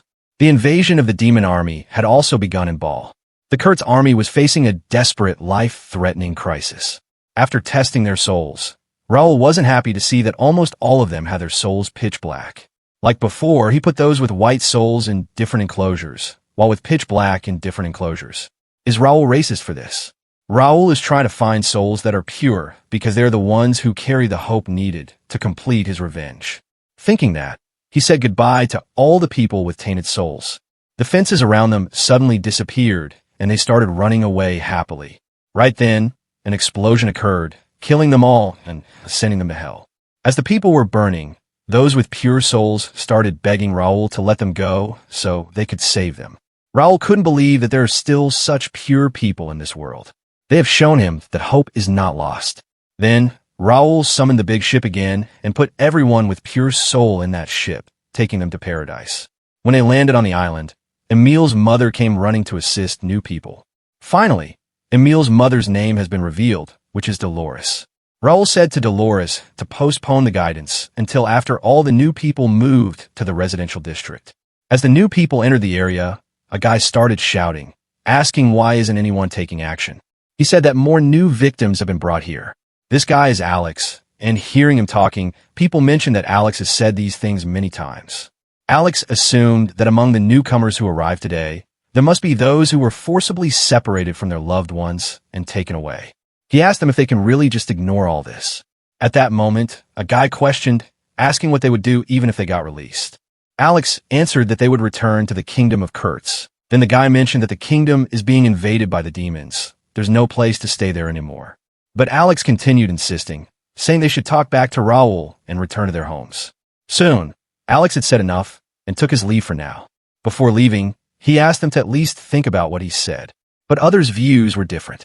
They know they can live in this paradise more peacefully than they used to live in the kingdom. Right then, the bell rang around the paradise, indicating that it's time for the judgment. They all gathered in a temple where Raul was already standing. He checked all of their souls one by one, and they were still pure. Finally, it was Alex's turn. As Raul checked his soul, it turned out to be impure. Seeing that, Alex's face turned pale, and he looked toward his kids, who were also standing there. But now it's too late to change. He would be expelled from hell. Raul looked at the color of Alex's soul and said that he couldn't believe he wanted to return to the kingdom of the Kurtz with this color. Raul mentioned to him that he never let go of his hatred toward his wife, even after coming here. Hearing that, Alex shouted, saying that hating that woman isn't a sin because that woman is the one to blame for everything. Suddenly, his kids hugged him from behind, saying to him that he's scary. Raul was sad, but he had no choice but to expel Alex. I skip a lot of this chapter because there was just Alex bickering and his little backstory. Anyway, a few days later, Raul arrived in front of the castle. And the one who opened the door of the castle was Blackham, and Raul called him Lieutenant General. Seeing that Raul was holding a letter, Blackham said that the king wanted to apologize to Raul for attacking him with national mages. This is written in the letter as well. While walking inside, Blackham corrected one thing of Raul, telling him that he's not a lieutenant general, but has been promoted to general. After General Brown died, Blackham was put in the vacant position. Hearing that, Raul asked him if he even has the ability to be called a general. Raul said that while General Brown was alive, he wasn't able to outmaneuver him even once. Blackham shouted hearing that, saying that because the general born is already dead, there's no need to talk about him. At that moment, Raul opened a little portal in his hand, and General Brown appeared out of it. After inheriting the powers of God of Hell, bringing the dead into the living world is easy for him. But the General Brown that came out was a mini version. Blackham couldn't believe that General Brown, who was supposed to be dead, appeared like this. In Raul's hand, General Brown kept shouting and crying, begging Raul to not send him back to hell. Raul just hit him with a finger, stopping his bickering. Raul mentioned that he hates the General Brown as much as Blackham does. He said that he hated General Brown even after he died. Now, Raul wants to know which one of them hates General Brown the most. Blackham laughed hearing that, saying that Raul's only reason for hating General Brown is that he killed his parents. Blackham said that his hatred ran even deeper. They used to go to the same academy, and Ernest Brown was always ahead of him, looking down at him. In adulthood, any girl Blackham liked, General Brown took away. In the exams, Brown was always first.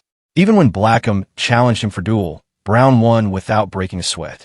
Blackham's wife couldn't have children, but General Brown had 2 healthy sons.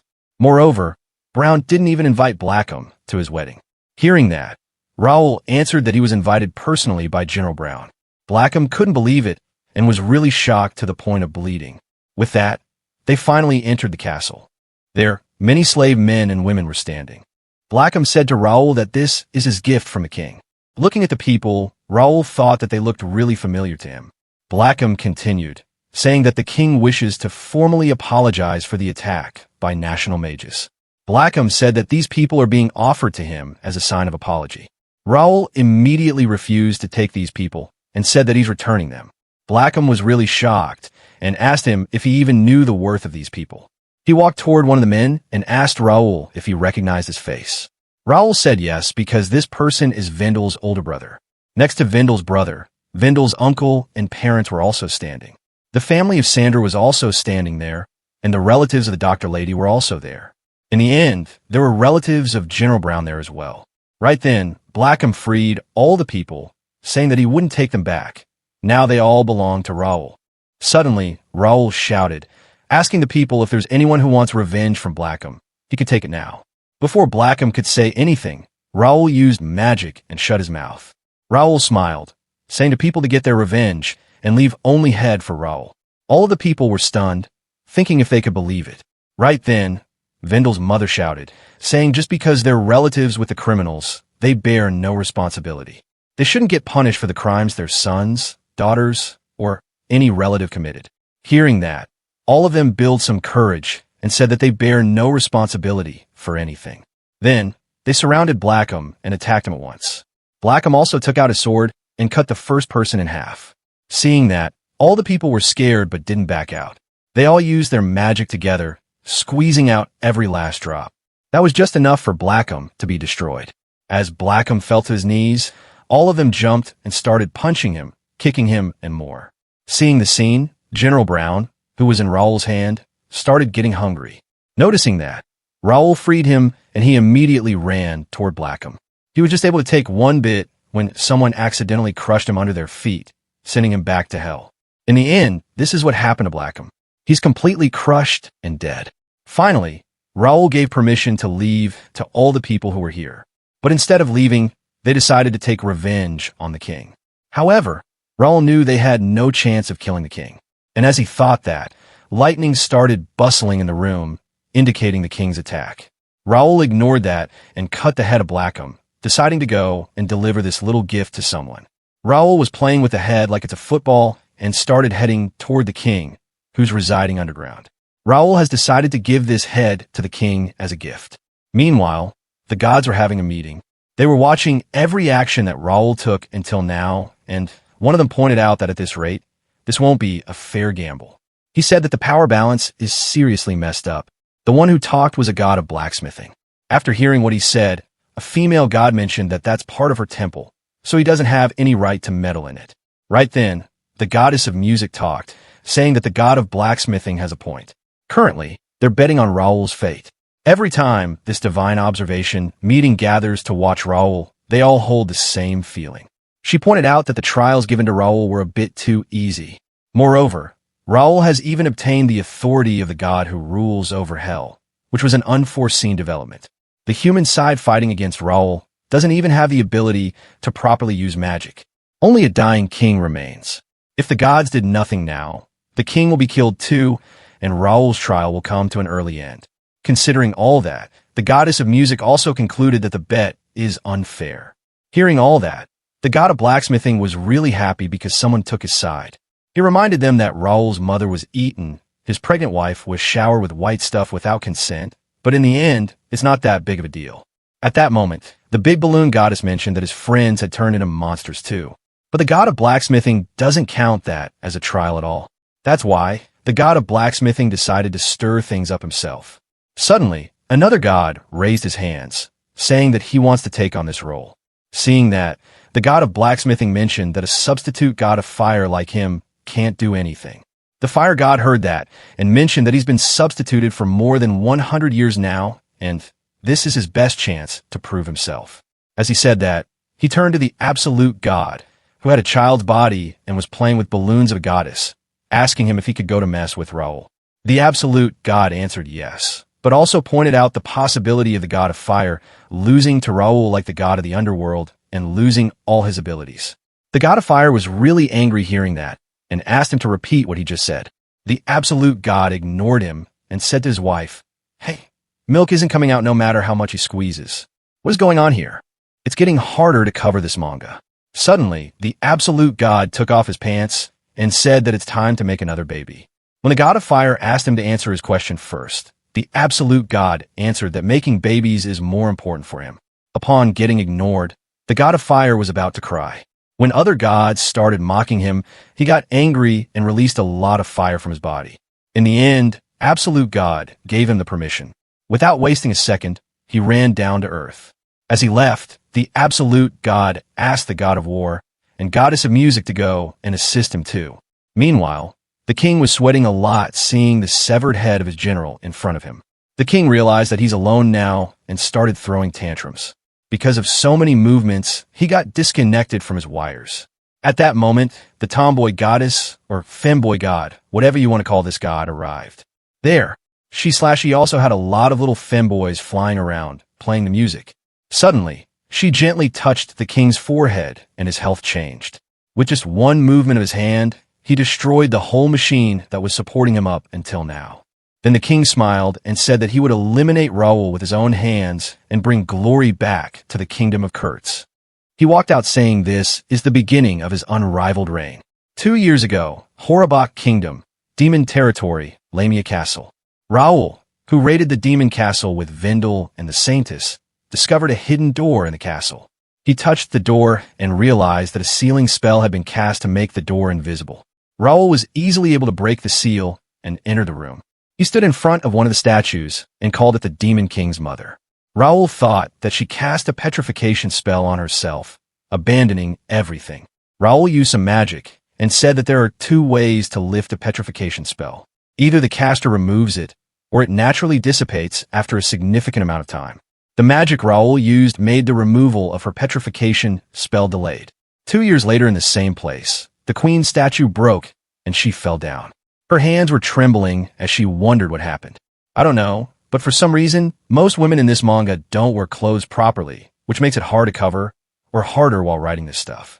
Immediately after waking up, she cursed Raul for overriding the petrification magic and trapping her in this place for 2 years. This woman is Lady Anastasia. What a name! She might relieve anyone's pain. At that moment, a boy named Damien entered the room and helped her get up. This boy is her most loyal and most beautiful servant. While walking out, she asked Damien to tell him everything that happened in her absence. Soon, she was inside the castle, in her room. She asked Damien to tell her where Theodora is currently. He answered that she's resting in her room. While walking to her room, Damien thought about what Lady Anastasia might be planning to do with Theodora.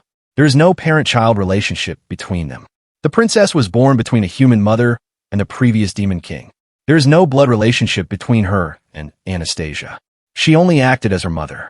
They never interacted with each other with warmth or affection. That's why Lady Anastasia, going directly to Theodora's room, seemed unnatural. When they entered the room, Anastasia asked Damien if he wanted to stay and witness what would happen now. He thought that if he stayed in the hallway, he wouldn't have to be involved in what would happen in the room. But for the sake of looking after Theodora as her childhood friend, he decided to enter the room with the queen. Anastasia first walked up to Theodora and revealed her cat. Then, she said that she would have to increase the size of her body. She asked Damien to hold down Theodora, but he refused. However, Anastasia didn't accept his apology and ordered him again, saying if he didn't accept her order, she would make him. In the end, Damien held her down and they did something. Several days later, Raul came to the Demon King's castle to meet Theodora. So after what Anastasia did to her, Theodora's balloon size has grown a lot. Raul looked at her body and asked her if she used magic to enhance them.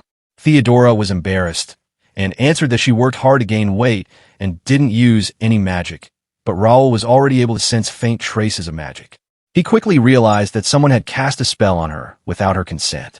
He said to Theodora that having a flat chest has its own good points. She was still embarrassed and asked the guards to not bother with him. She would deal with him. She grabbed Raul and flew into her room. They talked a lot about useless stuff, and soon, Raul mentioned that they should prepare for revenge against the king of Kurtz, and asked her if she's interested in joining him. Theodora asked him what his goal was by inviting her. Raul answered that his goal isn't big. He said that it would be convenient if Theodora, the princess of the demon tribe, would cooperate when they overthrow the current regime, because it'll make it easier to foster a good relationship between the new regime and the demon tribe. Right now, the demon army keeps attacking the borders of Kurtz. If this tense situation continues, the new regime might end up starting with a war.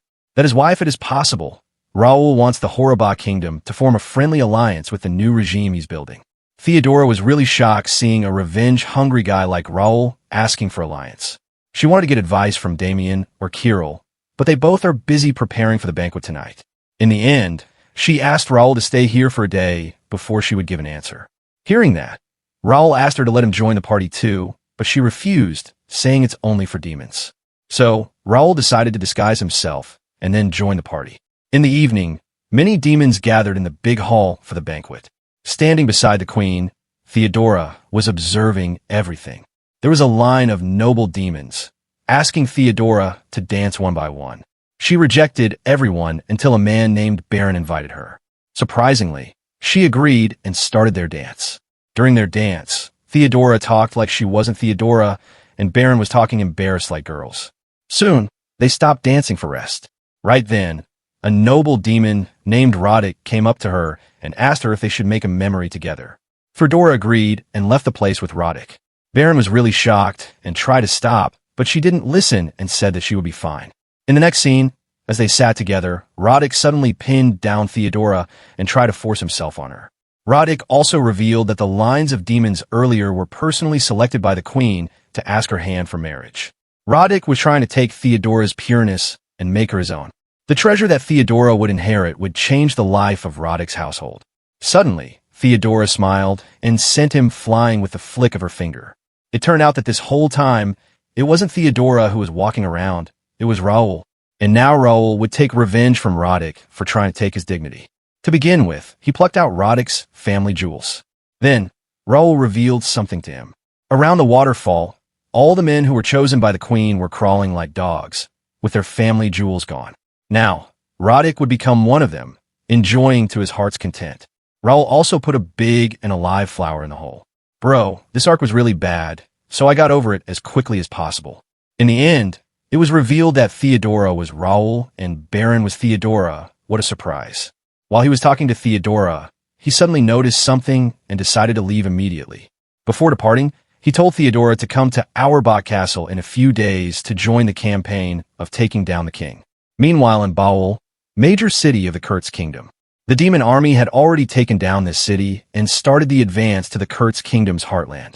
At that moment, the king appeared in the sky and used his newly returned magic. With just one spell, he annihilated the whole demon king army that was present there. At the same time, in paradise, the destruction was everywhere.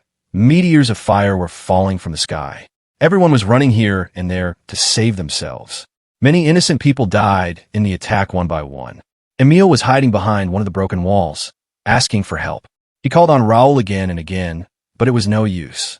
In the end, he showed courage and stood in front of the rain of fire, saying it would be better to die and lay in rest. However, as the meteor was about to hit him, his mother appeared in front of him and saved him. After the impact, Emil was completely fine, but his mother was bleeding from her mouth. She coughed out blood, but still smiled, glad that her son is fine. Emil kept asking his mother to step away from him, but she kept lying on him, smiling. She said that even if he runs away, it's okay. Even if someone calls you a coward, don't let it get to your head. She asked him to make her a proud mother. In the end, she asked him to not hurt anyone and find happiness. With that, she closed her eyes. Emil kept calling her, but she didn't answer.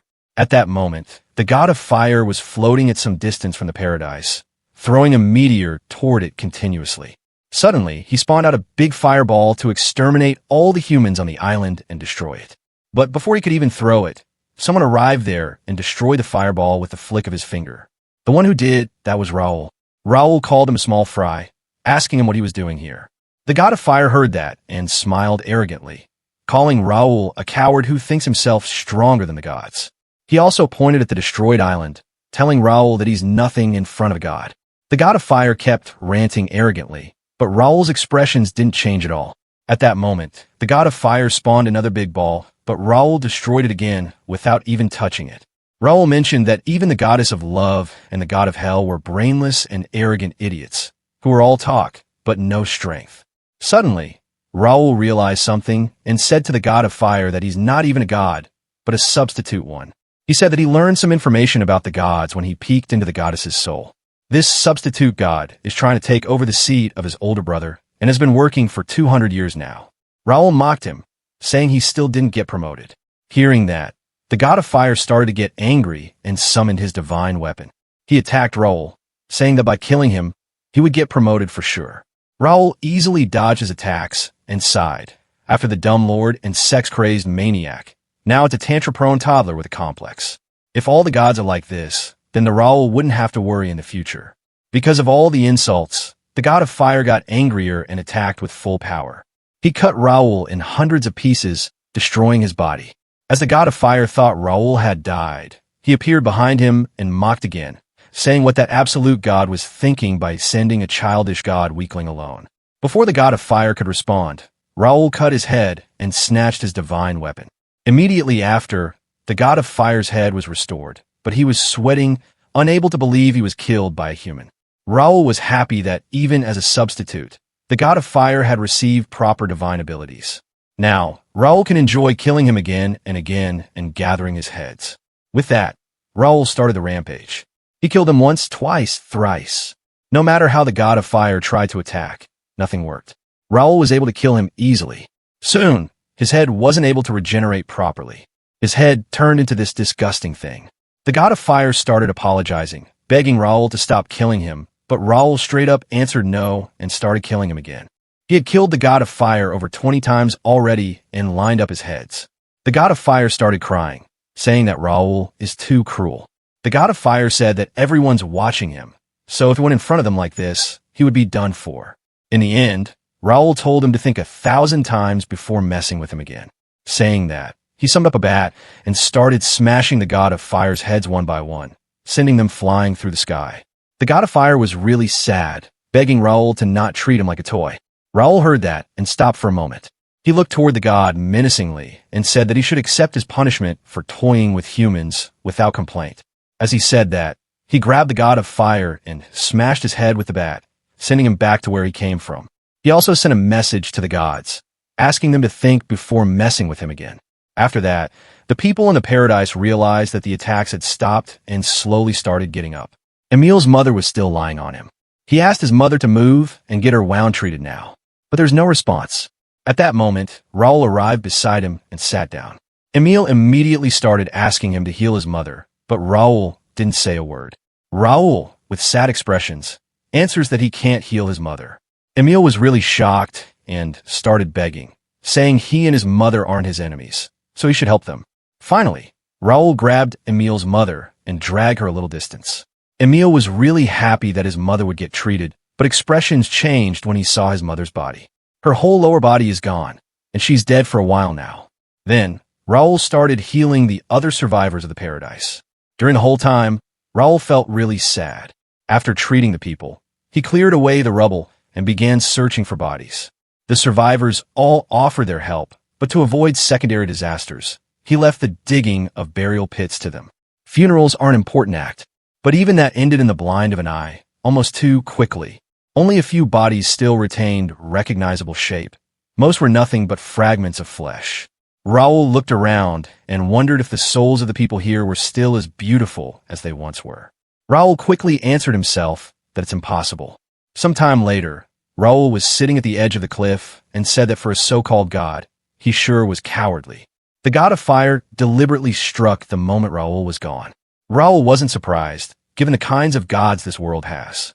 He was the fool for underestimating just how rotten these gods are. But still, he won't forgive them no matter what. Meanwhile, Horabot Kingdom, Demon Territory Ramia Castle. Theodora was walking in the hallway, thinking that after Raul left, until the banquet ended, she was forced to dance with dozens of nobles, making her feet injured. Of course, it was all arranged by the Grand Queen, and after interacting with the nobles directly, she finally understood what Raul had meant. They were all desperate to win favor with her, trying any means they could to become consort of the next Demon King. They're no different from that duke, seeing her as the tool for birthing a child. Theodora felt disgusted and wanted to kill the last one of them. Right then, Damien and Kirill appear in her sight. She stopped in front of them, saying she wanted to share some secrets with them. But this place isn't suitable, so they should go to Kirill's room. Hearing that, Kirill blushed hard, saying that a woman visiting a man's private room is absolutely out of the question. Theodora was angry, but suddenly she decided to change the location. In that location, she has also left something that still needs to be dealt with. In the next scene, they arrived at the same place where those demons were walking like dogs. Theodora told everything to Kirill, like how these demons try to steal her dignity. Hearing that, he was really angry, and with one slash of his sword, he cut down the head of every single one of them. Then, she told him everything about how Raul approached her and invited her to take revenge on the King Kurtz. At first, he refused, but after learning that Raul was the one who saved Theodora from these scoundrels, he agreed and bowed down in front of her, saying they would follow all of her orders. At that moment, Anastasia appeared from behind and grabbed Theodora, asking her what secrets she's keeping from the queen. Simultaneously, at the kingdom of Kurtz, the king is going from location to location, destroying Demon's army. With one attack, he destroyed army after army. As he landed on the ground, stepping on Demon's corpses, the army of Kurtz arrived there. The king felt really strange because he wasn't able to sense this army king until they called out to him. He smiled and wondered if it was his magic. The army general stopped in front of the king, sweating, saying that they arrived as soon as possible after his orders. But the king never ordered them to come here. With General Blackham dead, this general decided to lead the army himself and arrived here. At that moment, the king asked him who told them that he summoned them. In response, the fat general pointed at a soldier sitting on a horse, asking the king if he didn't send this envoy to call them. He also added that they were transported from the capital to the border by this man's magic. The soldier was wearing a helmet, so the king asked him to remove it. And with that, Raul's innocent face was revealed. He said hello to the king and asked them if they missed him while he was gone. Raul missed them all, so he said that they should have a lot of fun together. The king looked at him and said arrogantly, "You spare me the trouble of hunting you down." Saying that, he summoned a sword and put it on Raul's throat. But Raul asked him to stop, reminding him that they're in the middle of a truce. He also added that they were getting along just fine and asked him why he's attacking like this now. The king responded, telling Raul that he had regained his former powers and shall put Raul to rest. Hearing that, Raul also decided to get ready to have a fight with him. Raul threw a really strong dark magic attack, but when the smoke was cleared, the king was completely fine. Seeing that, Raul faltered for the first time since his return. The king said to Raul that he can't even lay a finger on him because the gods have decreed it so. Saying that, the king took out his weapon and attacked Raul. Floating in the sky, Raul barely dodged the attack with serious expressions and then attacked back. But before the attack could even reach him, the king's attack penetrated through Raul's attack and damaged Raul's arm. Then, the king's magic tied around Raul like a rope and started crushing him. The blood poured out from Raul's body as he realized that his situation was really bad. The king smashed Raul on the ground, injuring him severely. He appeared in front of Raul, laughing and saying that this is his true power. He crushed Raul under his feet, asking him how does it feel. It's been a while since Raul last had his back against the ground. Raul heard that and showed him his tongue, saying that it's unfair. The king is protected by divine energy and everything.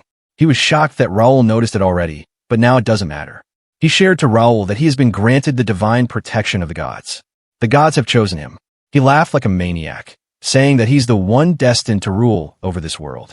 He grabbed Raul from the neck and lifted him up, saying that from the start, a human like him could never hope to stand against one as noble as the king. Raul smiled as blood flowed out of his mouth and guessed that his calculations were a little off. The king smiled back, calling him pitiful, and then finished him off. His sword pierced through Raul's stomach and arrived out from his mouth. Raul coughed out a lot of blood, feeling intense pain. The king asked him to rejoice, because unlike that failure of a daughter, he won't let Raul's life go to waste. He will gratefully take Raul's power for himself. As he said that, he started sucking out Raul's dark power. The power kept flowing out, making the king shocked by the amount of power he possessed. The king said that with this power, he will rebuild his nation and conquer more land with no effort. The royal family shall once again bask in glory. The king's path to dominion is now guaranteed. With all the power sucked out, Raul was unable to move an inch. The king looked at him and said that this is the perfect finale for him. The star of the stage was never Raul. Not from the very beginning. He said that he would be the only one standing on the stage till the very end. Because he, the king, is the true protagonist. After destroying Raul's body, the king announced the beginning of the second act, the tale of his path to supremacy. With hero Raul eliminated, the king announced that he would be starting the reconstruction of his kingdom. However, in the battle against Raul, he lost many of his citizens, so he must increase them first.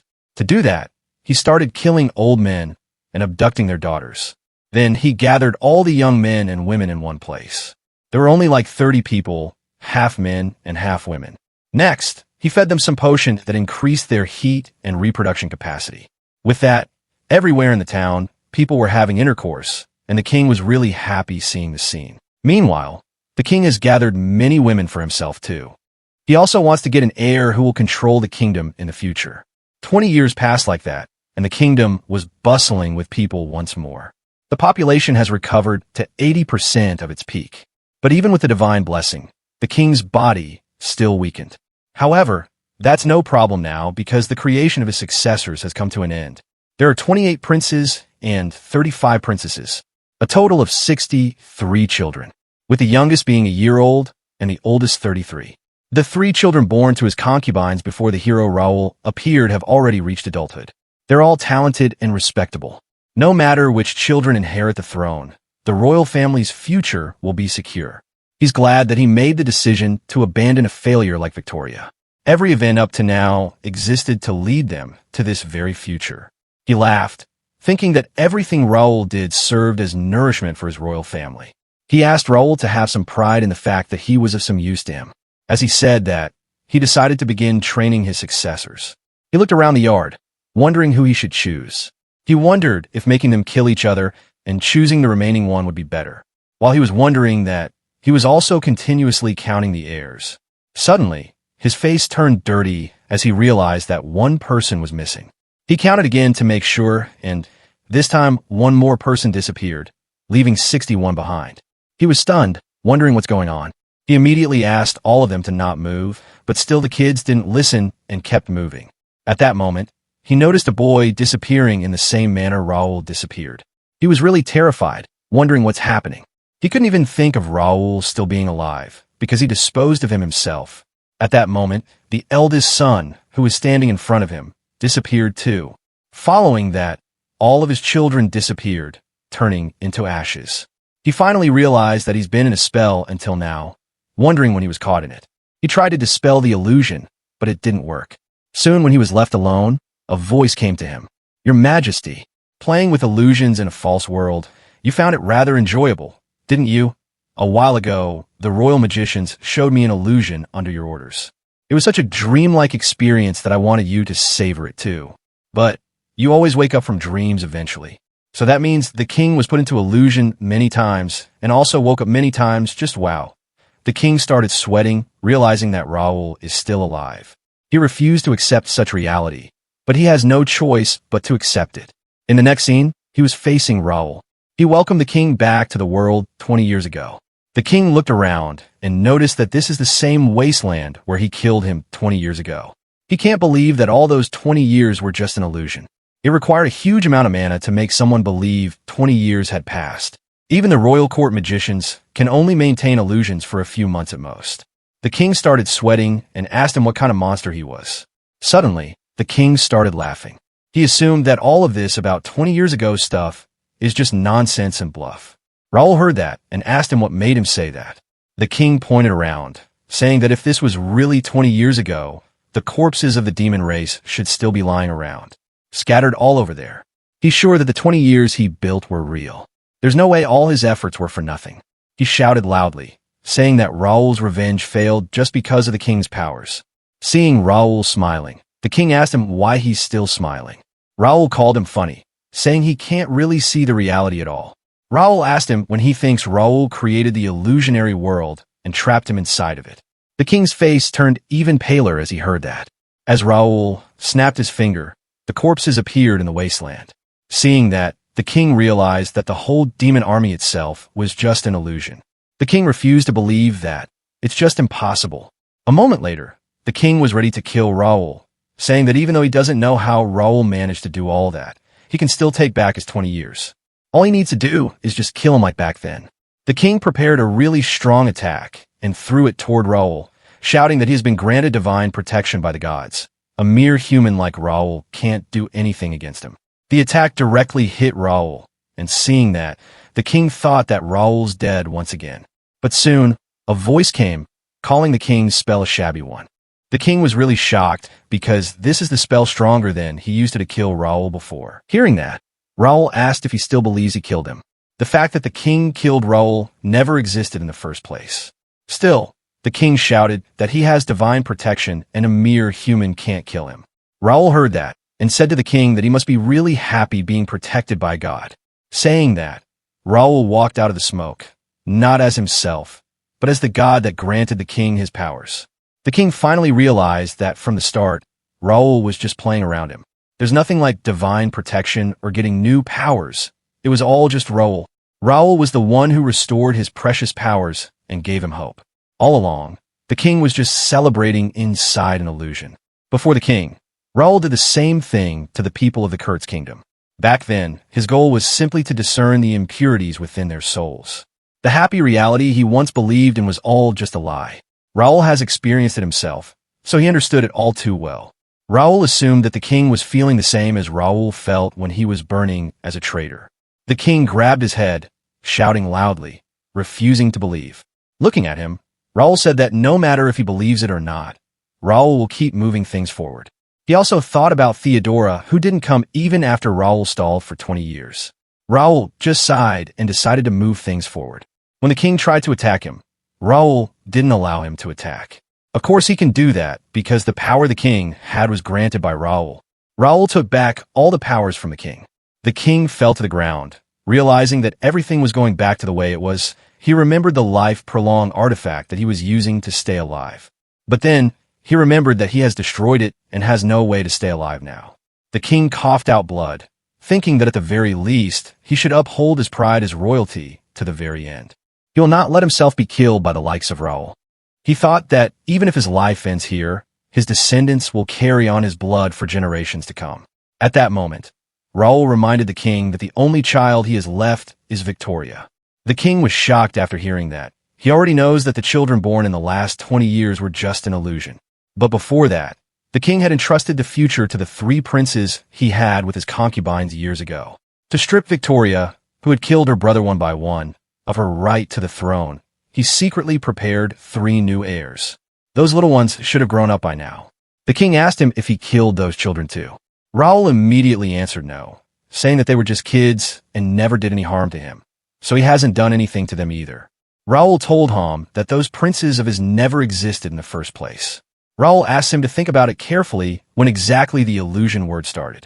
A creepy smile formed on Raul's face as he asked the king to remember the time he decided to discard Victoria. He made that decision because he received a report saying that the 3 children born from his concubines were growing up healthy. As the king remembered the messenger, his close aide, his eyes widened in horror. The messenger that was giving him messages for years was none other than Raul himself.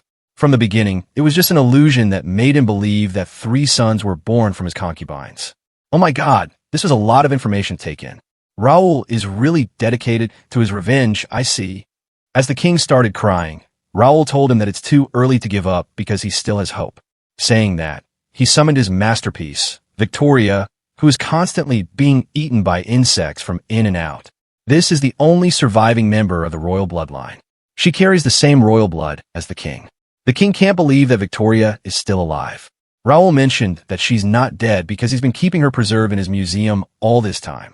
Even though he likes this version of Victoria more, but since this version can't talk, he has to recover her. With a flick of his finger, Victoria returned normal. Immediately after seeing Raul, she fell to her knees, apologizing constantly. She begged him to forgive her. Raul turned to the king, suggesting he should try asking the daughter that he abandoned for her help. If Victoria agrees to help him, Raul will recover his body. Hearing that, the king shouted, asking Victoria for help. When Victoria was confused, Raul asked her what she would do. Will she meet her father's expectation, or will she descend willingly to hell that he controls? If she abandoned her lineage just to follow him, then maybe someday he might forgive her. Victoria blushed after hearing, asking him if he would really forgive her. Seeing the scene, the king shouted, asking Victoria to not listen to his devil's sweet lies. But no matter how much he shouted, Victoria didn't even glance at him and accepted Raul's offer of being cast down in hell. The king kept begging for help, but she didn't listen. Suddenly, Raul acted, sending the king floating in the sky. The king looked around his kingdom from the sky. A burned forest, a castle completely destroyed, and not a single person left in this city filled with rubble. The king didn't want to die. If he died like this, his whole identity would be erased. Everything has been taken from him. Not even proof that he ever lived remains anymore. His noble self is no more. As he thought that, blood poured out from every hole of his body. The king perished, and the kingdom of Kurtz was destroyed. In the next scene, the king was lying in the museum that Raul had created. There were also all of Raul's enemies tied up or sealed. During the whole time, Victoria was hugging Raul's arm happily. Subscribe for the next part.